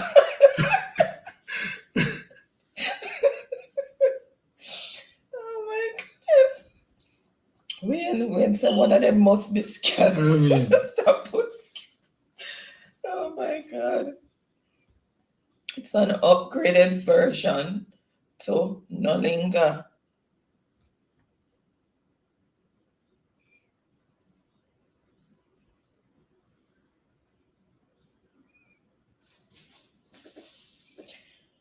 Okay. All right, let's see. All right, I'm gonna go with it. I have clean, but doesn't really matter. So what is clean sweep or sweep? I see people are just been putting sweep, so it's the same the thing. sleep. So it's 200 points, so we're gonna go with sweep. So let's see who first came in with the correct response.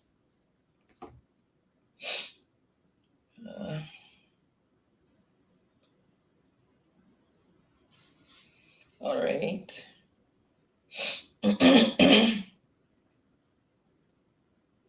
Oh my goodness, what is fling?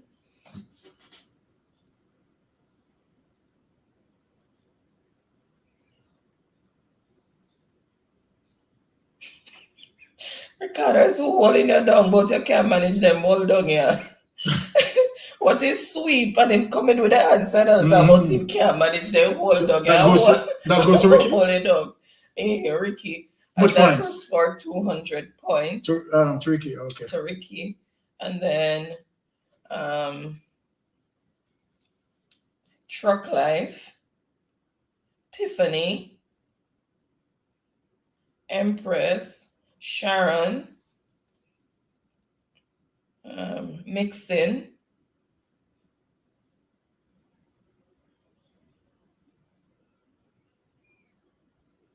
okay. Ricardo laughing where I get clean sweep from. I don't know where I get clean from, but sweep is here.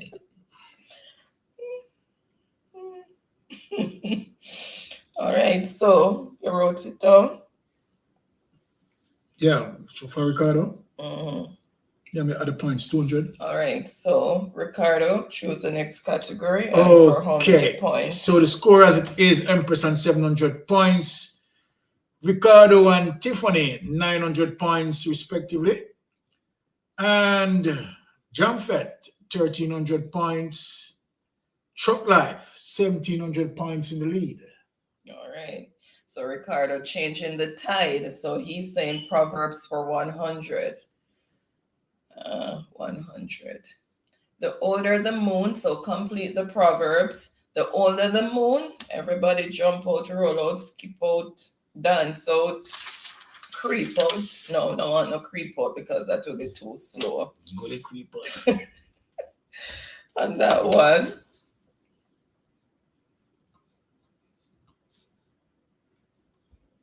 All right, and I see the answer that I'm looking for, and it is, what is the brighter it shine? So the older the moon, the brighter it shine. And that is for 100 points. So let's see who first came in with that 100 points.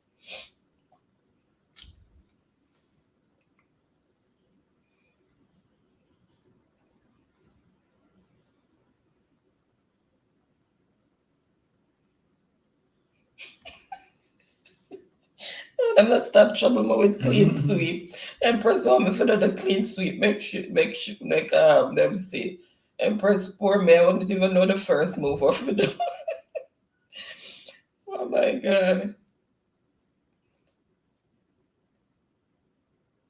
All right, so first on the board with the correct response is Ricardo. How many points? 100.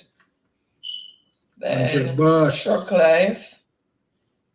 Jamfet a charrette to the French. What is butterich? Danny, no. Tiffany, Empress. He's corrected that. Wayne, Molly, Sharon, Raquel, and those are the answers. Those are the persons that responded with the answers. All right. So, Ricardo, choose a category, and for how many points? Okay, he's continuing with Proverbs. Fire there must steal. Think up.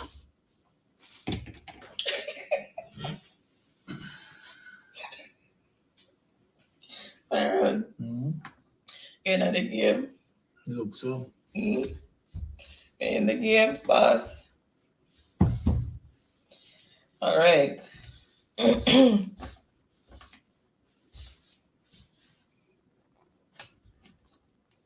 Friday, must steal.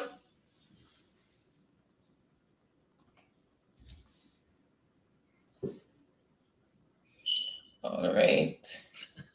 Tiffany said, Byron, I'm out bus tonight. Tiffany, may I tell you?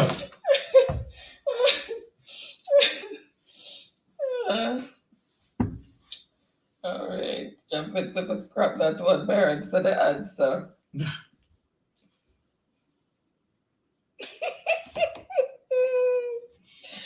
All right. You never finished the answer, so. Oh my God. We'll get it.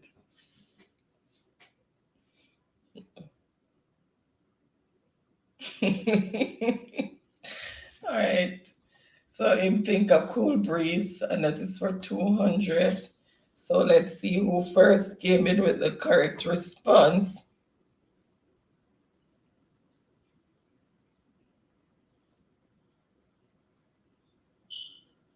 Ricardo, and that is for 200 points. So all Ricardo, right.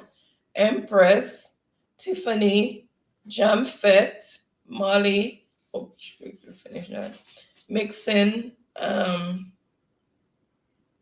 Wayne, Sharon, Raquel. Oh my goodness. All right, then those.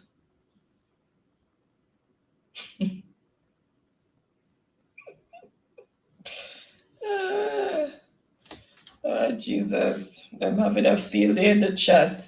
All right, so Ricardo, choose the next category and for how many points. The scorekeeper holding on to the points. Raquel said, people, please go to bed. All right.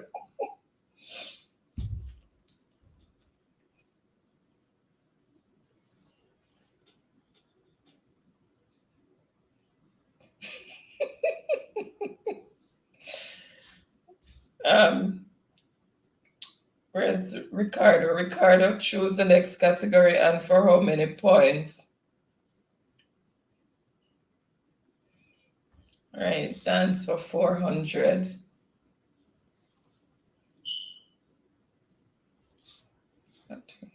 Okay.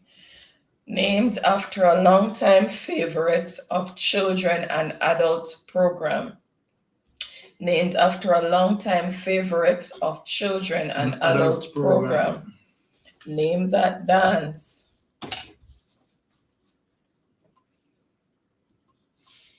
Name the dance.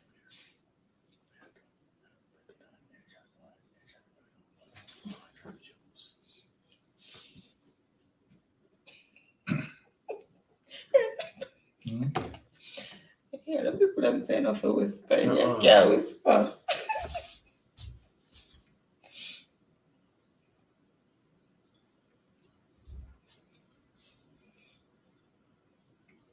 Remember, it's named after children and adult program. Program. That is the clue there, the operative word.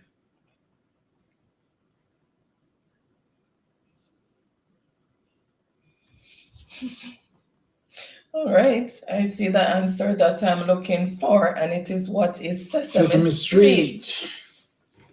So whatever the dance move was, Sesame Street, that's it. So that's 400 points.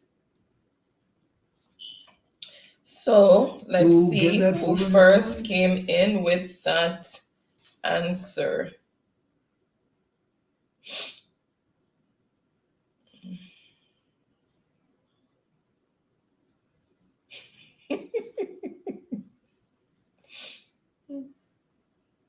Ring ding Jamfet, breadfruit. There was all right. First on the board with the correct response is the gentleman Who says, let your finger get nimble? You know who said, you must make your finger get nimble and do what you need to do? Mixing. Crismo. Crismo is on the board. mixing. Fire. How many points for mixing? 400 big ones. Strong, 400 mixing, large come on, bills. strong. Then, All right. then Tiffany, Sharon, Raquel, but her phone messed it up a bit. So Raquel and yep, that's that is the order in which the answer. Okay, so the score as it is, mixing on 400 points, mixing your time to choose a category. And Empress 700 points, Tiffany 900 points, Jamfet 1300 points, Ricky Ricardo 1200 points, Chuck Life in the lead with 1700 points. What? All right, so it's saying finishing off dances. This is a Jamaican dance, typically performed by young women. This is a Jamaican dance typically performed by young women. Name the dance. Mixing is saying, I feel good.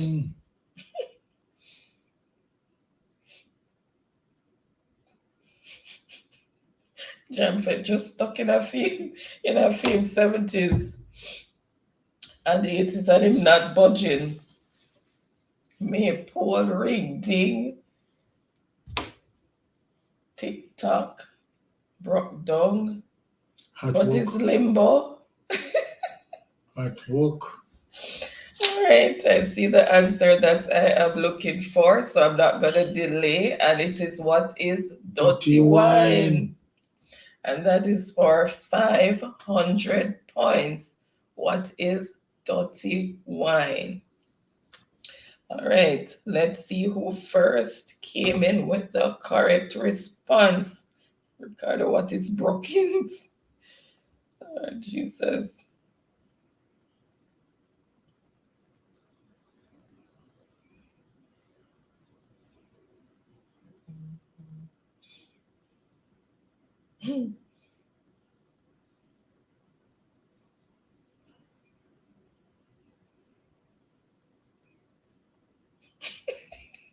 Since is I here, may I try reach on the board, you know? Oh my goodness. So first on the board with the correct response is Ricardo. How many points? Dirty wine, 500. Wow. Then Empress, but Empress are pretty it up with dirty. And mixing. It is one drop. Oh my goodness. All right, then Raquel.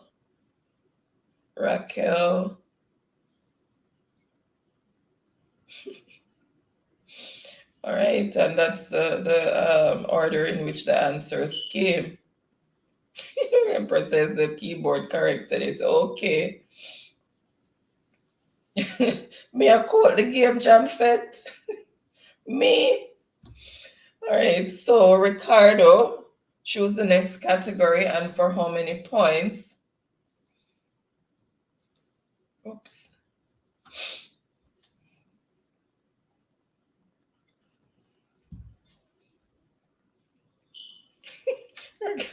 Raquel said need to go to sleep.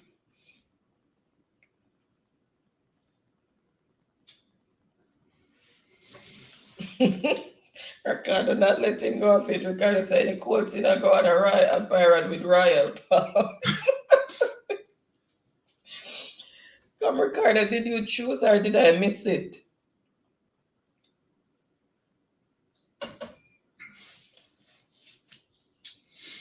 Choose, Ricky, choose. Okay, Proverbs for 300. All right. Same knife, stick sheep, finish that proverb. Mm-hmm. Same knife, stick sheep. Mm-hmm. Complete the proverb.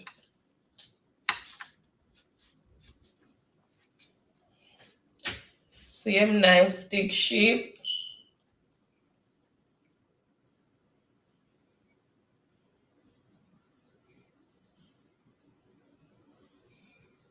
I can't hold them, you know. Can't hold them at all.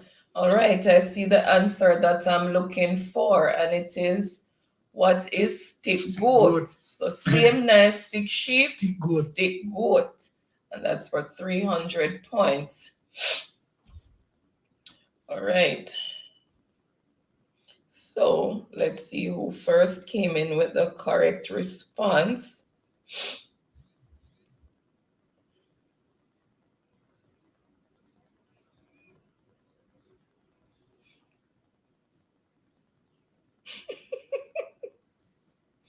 Okay, first on the board with the correct response is Jamfet. And how many points? 300. Then the stick man, no. Molly, Mixin, Empress, Tiffany, Sharon, Ricardo, Raquel. Tiffany said, "Old for Jamfet where you don't stay in France." So the score as it is, Mixing on 400 points. Empress, 700 points. Tiffany, 900 points. Jamfet, 1,600 points. Short Life and Ricardo on 1,700 points each. What? Okay, no, that one wasn't double points. So the 2 double points are gone already, So- Jamfet. Is Chuck Life and Ricardo is going to make Jamfet just walk right through them and just take the night away? It's a possibility. All right, so Jamfet, choose the next category and for how many points? All right, he's saying TV for 200. In this show, schools across the island compete to see who is most knowledgeable in a number of subject areas. In this TV show, schools across the island compete to see who is most knowledgeable in a number of subject areas. So, run out, jump out, skip out, roll out. All of them out there. All of them out them, but you know, don't creep out or else you're going to be too slow with the answer.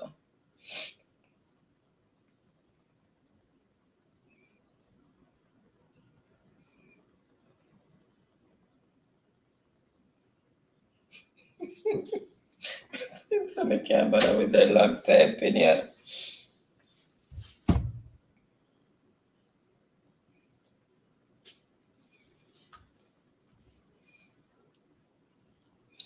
All right, let's see. So the answer is, what is School's challenge quiz? And that is for 200 points. So let's see who first came in with those, with the correct response, because everybody ran out on that one. Oops. Let me go back.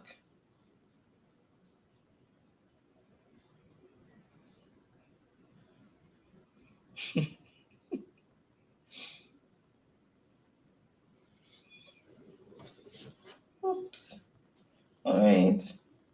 So, what is School's challenge quiz? First on the board with the correct response is Empress. Then Ricardo, that is for 200. Sorry, Jamfet, you have to write it out, not abbreviate it. Then Truck Life, Tiffany, Jamfet, you wrote it out. So what is Can I Win? Oh my goodness. Okay, so the score as it is. Sorry, then Molly, left off the quiz. Daniel. Okay. All right, go ahead. So the score as it is, Mixing on 400 points. Empress and Tiffany, 900 points. Jamfet, 1,600 points. Chuck Life and Ricardo, 1,700 points. Then Raquel also came in. Oh, what is Coast Challenge? Okay.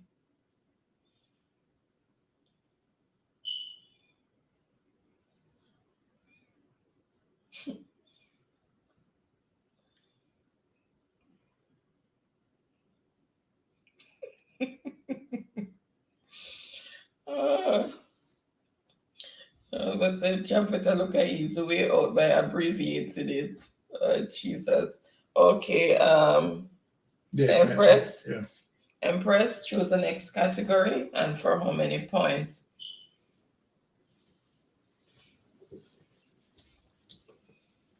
All right. Proverbs for 400. Another same day leaf drop a water bottom. Another same day leaf drop a water bottom. Finish that proverb. And that is for 400 points.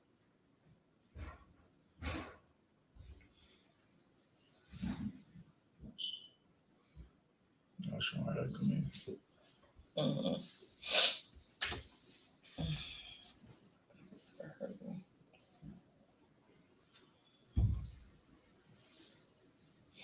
All right, I see the answer that I'm looking for. So let's reveal it. What is it rotten? I know the same day leaf drop of water bottom, it rotten. And that is for 400 points. Oops, do I don't leave on the board? Where is that W score? There's still a W score lurking somewhere. Oh, 500 points there.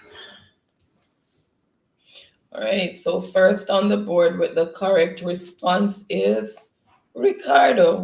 Is it rotten? Then Tiffany, that's for 400. 400 points? Yep. Jamfet, Rot, Empress. Oops, accidentally time out again. Hold on.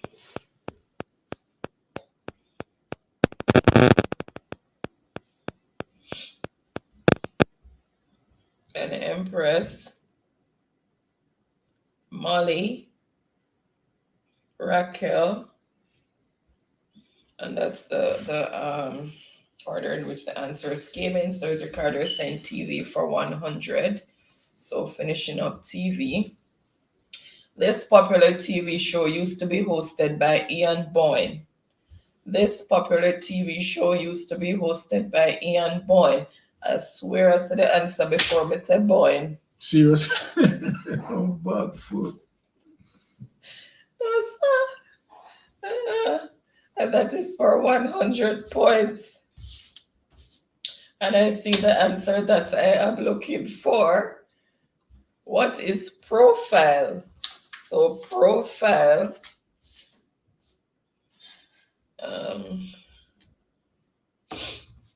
So that's for 100. Let's see.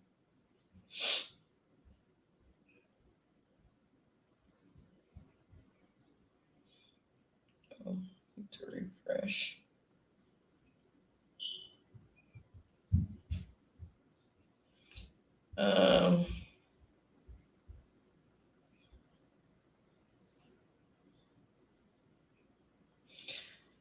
Okay. Save the best for last. So Tiffany, what is profile? So Tiffany gets 100 points. Whoa. Then Empress, Ricardo, Jamfet, Daniel, Molly. Tiffany separated herself from Empress by 100 points. Tiffany internet kicking, I tell you. Okay, so the score as it is mixing on 400 points. Empress, 900 points. Tiffany, 1,000 points. Jamfet, 1,600 points. Chuck Life, 1,700 points. And Ricky Ricardo, 2,100 points. And Raquel also answered what is profile. Okay. All right. So we have come to the last question on the board, and this one should have the double year score. So, if you're born for hang, where did I put the double year score? Wait. All right, this one is double year score. I didn't put it under there. All right, so this one is double year score. So if you're born for hang, complete that proverb. Sorry guys, I did not put it in. I put in the double point, but I forgot to put in the double year score. So if you're born for hang, complete that.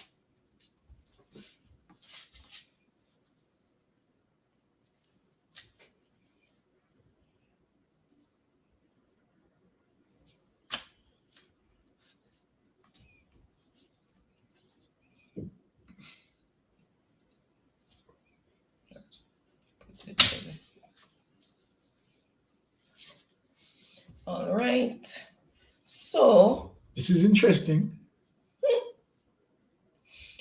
Let me look first. Hold on. Okay.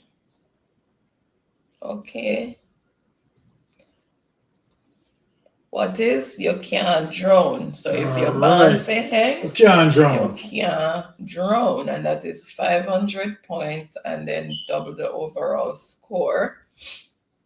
So let's see who first came in with the correct response.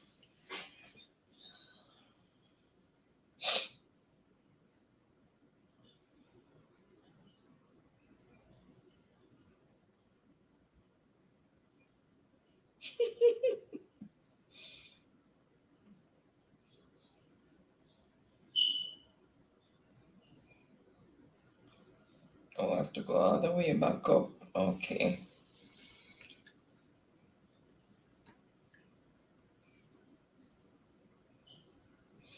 So, first on the board with the correct response is Tiffany. What?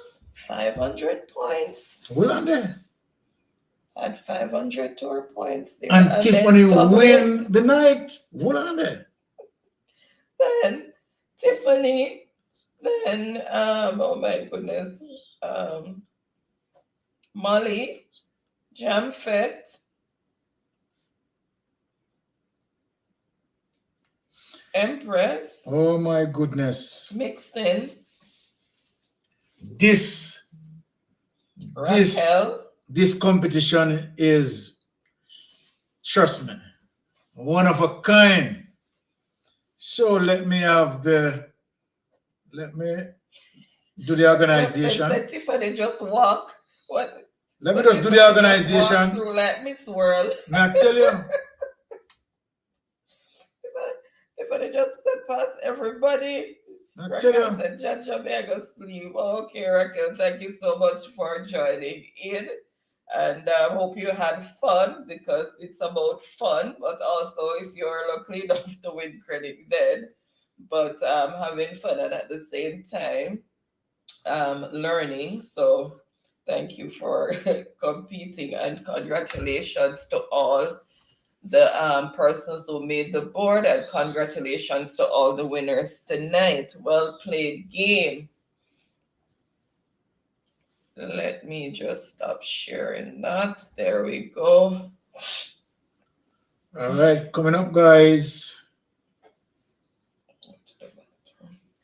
One sec, guys. Excuse me a bit. Baron is just tabulating the score. Be right back.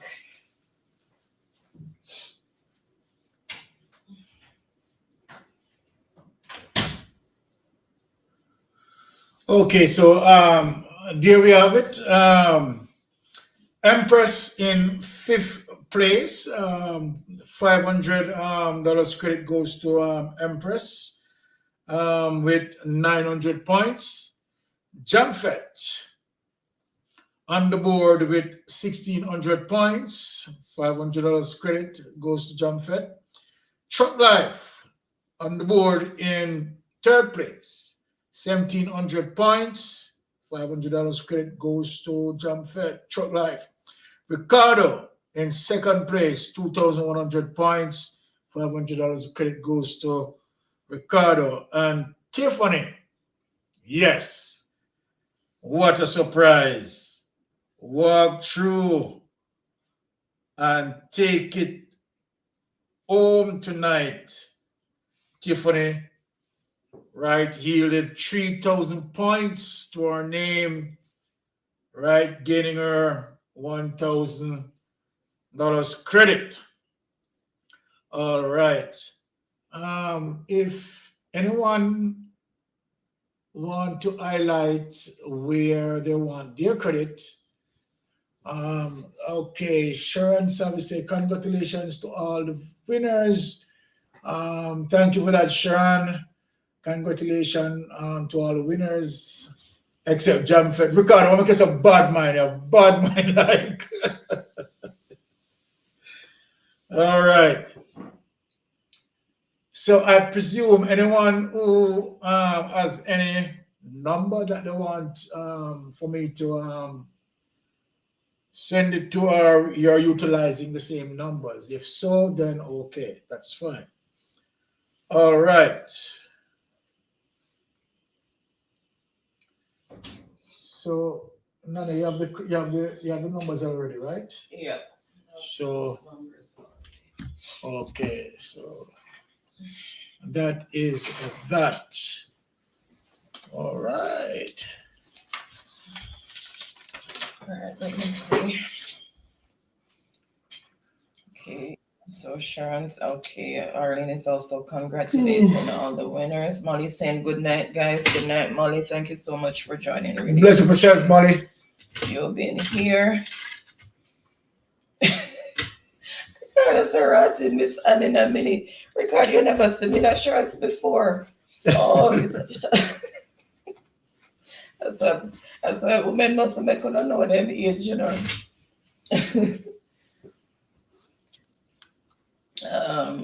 Empress 846.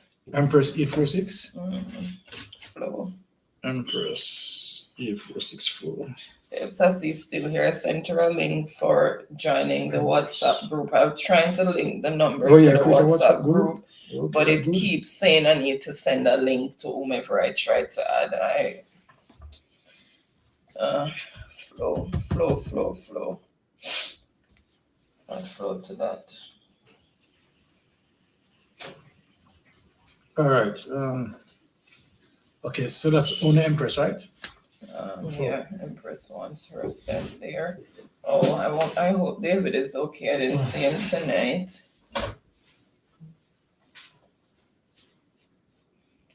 Tiffany. Tiffany asking who is sixth boss. Who hopped up on the board, Tiffany? I didn't hear their name called in the last, the set of 5. Mixing. Why don't want to know six boss? Mixing holding 6 boss position again. One promote mixing from. Oh, Ricardo, send the backstage. Hold on. Sure. Ring the doorbell, man. Ricardo. You never hear the ping. Hush. Well, go on. Hey. Speaking of echo. You hearing that echo? You're not hearing it. It's on my part. Oh, okay. Yeah, coming clear on my end.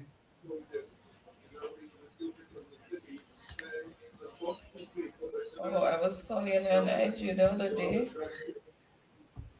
Wait, let me get my headset. Oh, okay. I have to double check. What was I calling Empress? So she saw me calling her on IG the other day. There you go. I remember. So, Brother Ricky, have you gotten your headset as yet?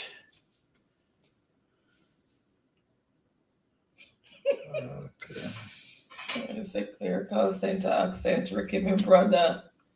Moffat, my friend, about your jump on board. I got sue you, you know, Tiffany. Oh my goodness. You're gonna say it's in the waiting room. Mm-hmm. King Lion, welcome, welcome, Hear me welcome. now? Friday to you. How are you? Are you hearing me now? Oh, you're clear, you're clear, Ricky. You're clear, brother Ricky. All right. All right. Arlene.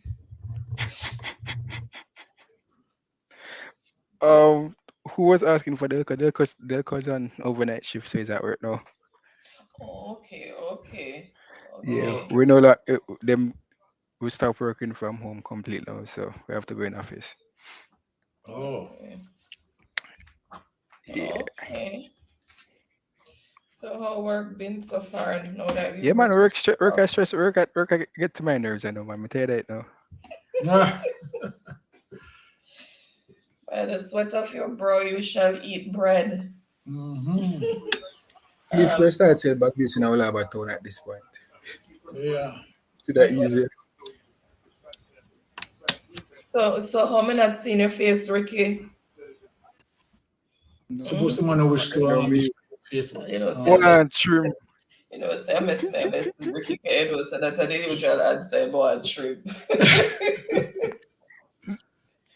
I want to trim right now.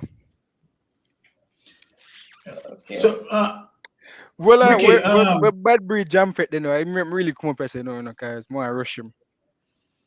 Yeah, me know see you still have a jump for the for the win there. But yeah, Jumfit retired to bed. Ever want trim, sister read my last. Oh, Delco in overnight food business. Where the money is, Delco. Okay, King Lion says I'm here, tired, hush. All right. Raise up fee. I'm not a teacher. I work in the private sector. I can't work for government. I'm sorry. That's just not now cut it. Empress said on June 18 coming will make 1 year since I'm family with you guys on here. Yes. So your anniversary come up. We've been on here 2 years now? March, 2 years. March. I think it was the 9th or the 10th. Yeah, 2 years. Started. 2 years and change. Oh, last week Friday was 2 years. Yes. 2 years. Yeah. 2 years and few We're years. growing. We're growing slowly but surely, and we're glad to have you guys as family. Exactly. Really appreciate each and every last one of you. Really appreciate. Like you tell Moffat. Moffat talk about government work, a good work. I like that. So Ricky, I did 3 months with them and never again. My So first Ricky, job was in a government organization and never again. Ricky, Yes. when are you planning to come to Canada,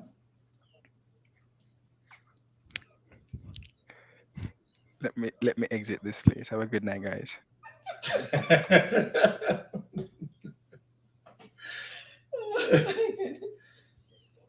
Hopefully soon. Hopefully soon. Yes. All right. Make sure you connect with us. No man, I don't live too far. Eh? Don't live too far. Most of my family is in the French place with him again. Oh, Quebec. Quebec, yeah. Okay. Montreal. Mm-hmm. Yeah. I haven't been to Quebec. The first place that we came to was Ontario, right? But Canada in general is very nice, you know. I don't work well with cold. I'm sorry. Eh? I don't work well with the cold.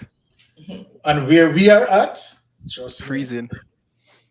This is Alberta, so it's extremely cold. Okay, Empress is saying first time I came on here was amazing. Byron, you remember the 8 pig in 9 pen question? Oh yes. So I'm thinking could I hold you Empress of your liquid foot? Exactly. So that was a good one though. No, remember them things. I can't remember when I started coming over here. I'm But getting even old. I'm but sorry. Ricky, Yes, Empress, I should still have that picture when you and Kai met. but Ricky, you came on same time in the same time frame with Empress, don't Ricky? A little bit I, after he came after, right? Kai, yeah, we met him Oh, on Kai, Kai's true Kai. live, yeah. All right. We met him on Kai's. I read that. Eh? Wait, not you. But here we are growing as a family, and we appreciate that. Right? I think it's a year now. Yeah. Since I've been over here. And I think I'd have to we are check. going to get much better, but as time progress. Right? Slow and steady. Yeah, we are going to get. But I mean, we like the evolution of it so far, right? Yes, and we the supporters like it as well. Huh? It's always we the supporters like it as well. It's always a good time being over here. Yes. Trust me, because after the traffic from New Kingston to Old Harbour, it's good to come down and listen and have a lot of fun over here. Trust me, Yeah, man, because love that. maybe you don't sleep right now. Yes. That's a good suggestion. I should I sleep right now, at least because I have to get up 4 o'clock tomorrow morning. But yeah. So how many hours you work per day? It's the shift are scheduled for 9 hours, but if I feel like going over, I will. Oh. Okay. So you get paid per hour, or how they per hour? Per hour. Per hour. Okay. Well, we don't watch the base pay at least. At the commission, we really watch that pays us more. Oh. You get paid as a commission? Yeah. Oh, I'm doing sales now. So it's what, a telemarketing situation? Yeah, telesales. Okay. Bueno's making a suggestion. So I was saying it's a good suggestion. So we can maybe increase the winnings or add something else to the prizes. Yeah. Don't worry, we heard you asking. Trust me, we are coming. because we are thinking about it as we evolve. We are going to definitely increase the prices. And our segment, where you understand, we start to give cash, a cash segment. That. So you're Amazon gift card. Because they don't collect cash before. Yeah. But Empress, what the tunes the Amazon gift card? No. I mean, on to be about that. You understand? We are getting there. We're getting there, guys. Yeah, we're definitely getting there. I wish, Wayne. I wish. Huh? Wayne says I make 2,500. Yeah, man. We are going to make it more entertaining, right? Oh, the teaming up segment. Yeah, that's why teaming up segment. Get the WhatsApp going, but I'm not so savvy over on WhatsApp, so it's giving me a fight. I was asking Delka says he's joining now. He's coming in the chat shortly. Yeah. David says he's coming in the chat shortly. Go again? David says he's coming in the chat shortly. Oh, David. Okay. Okay.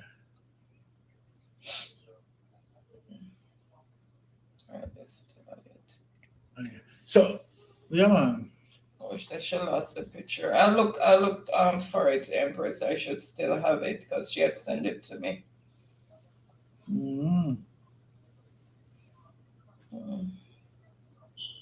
Okay, welcome, David. Happy Friday. Thank you so much for joining. Hope you're not too stressed at work. All right.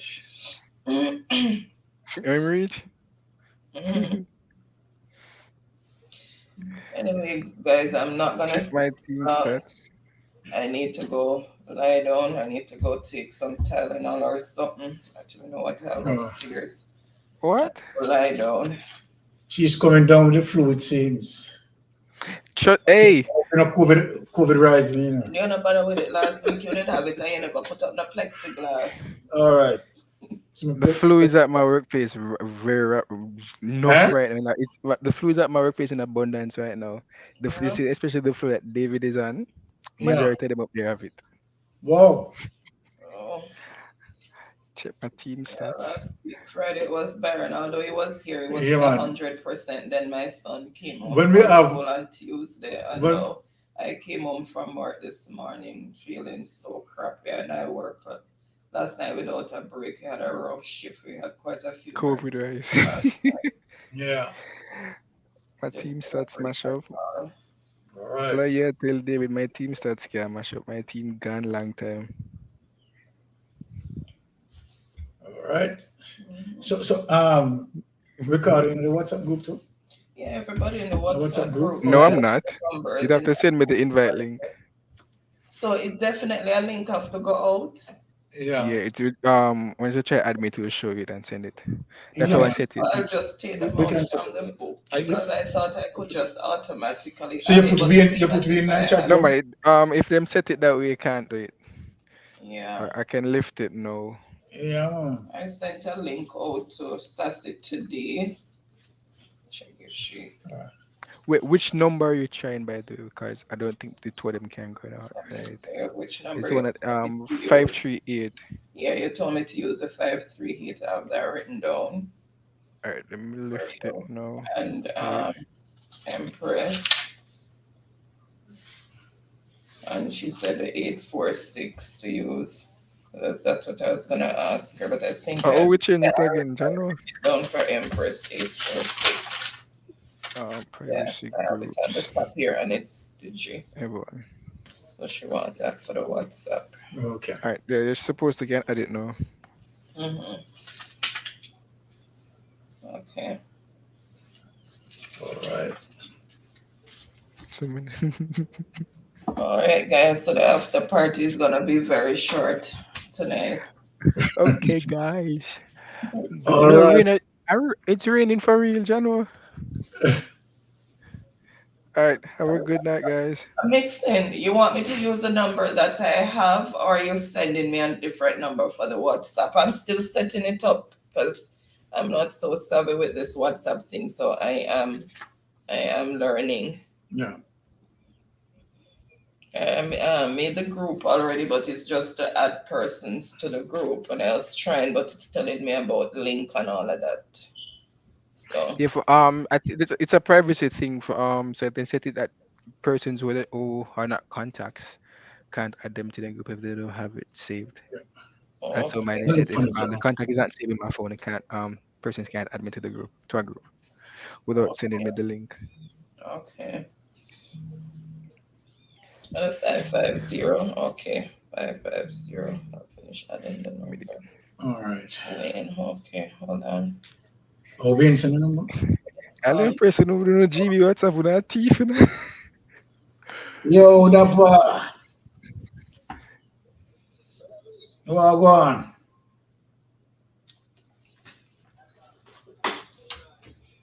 Yeah, man, I hear him, man. I hear him. Okay, 50. Okay, Empress. So she's going to change it. Yeah, becoming some 50, man. David, send the details nice WhatsApp. Have a good night. You Thank see you.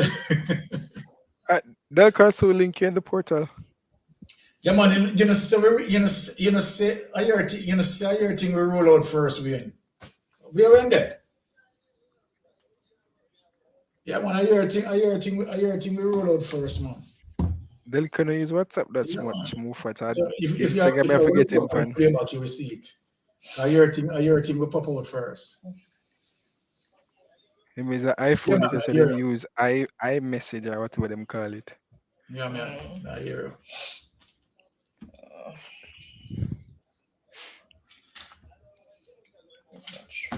I'm stepping down and going back in the I chat. want to tell you something.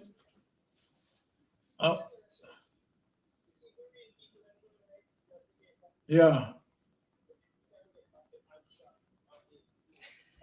Yes. Yeah, man, because look at brother Wayne. Remember, say in roughly, you know, the Kinda early drop 80s. off. You understand? Because a lot of people did write we off at one point, and I believe so we couldn't succeed from out of the IMF, and we did that. Right? We prevail. So we have the resources, can do it, you know. It's just a corruption, my brother.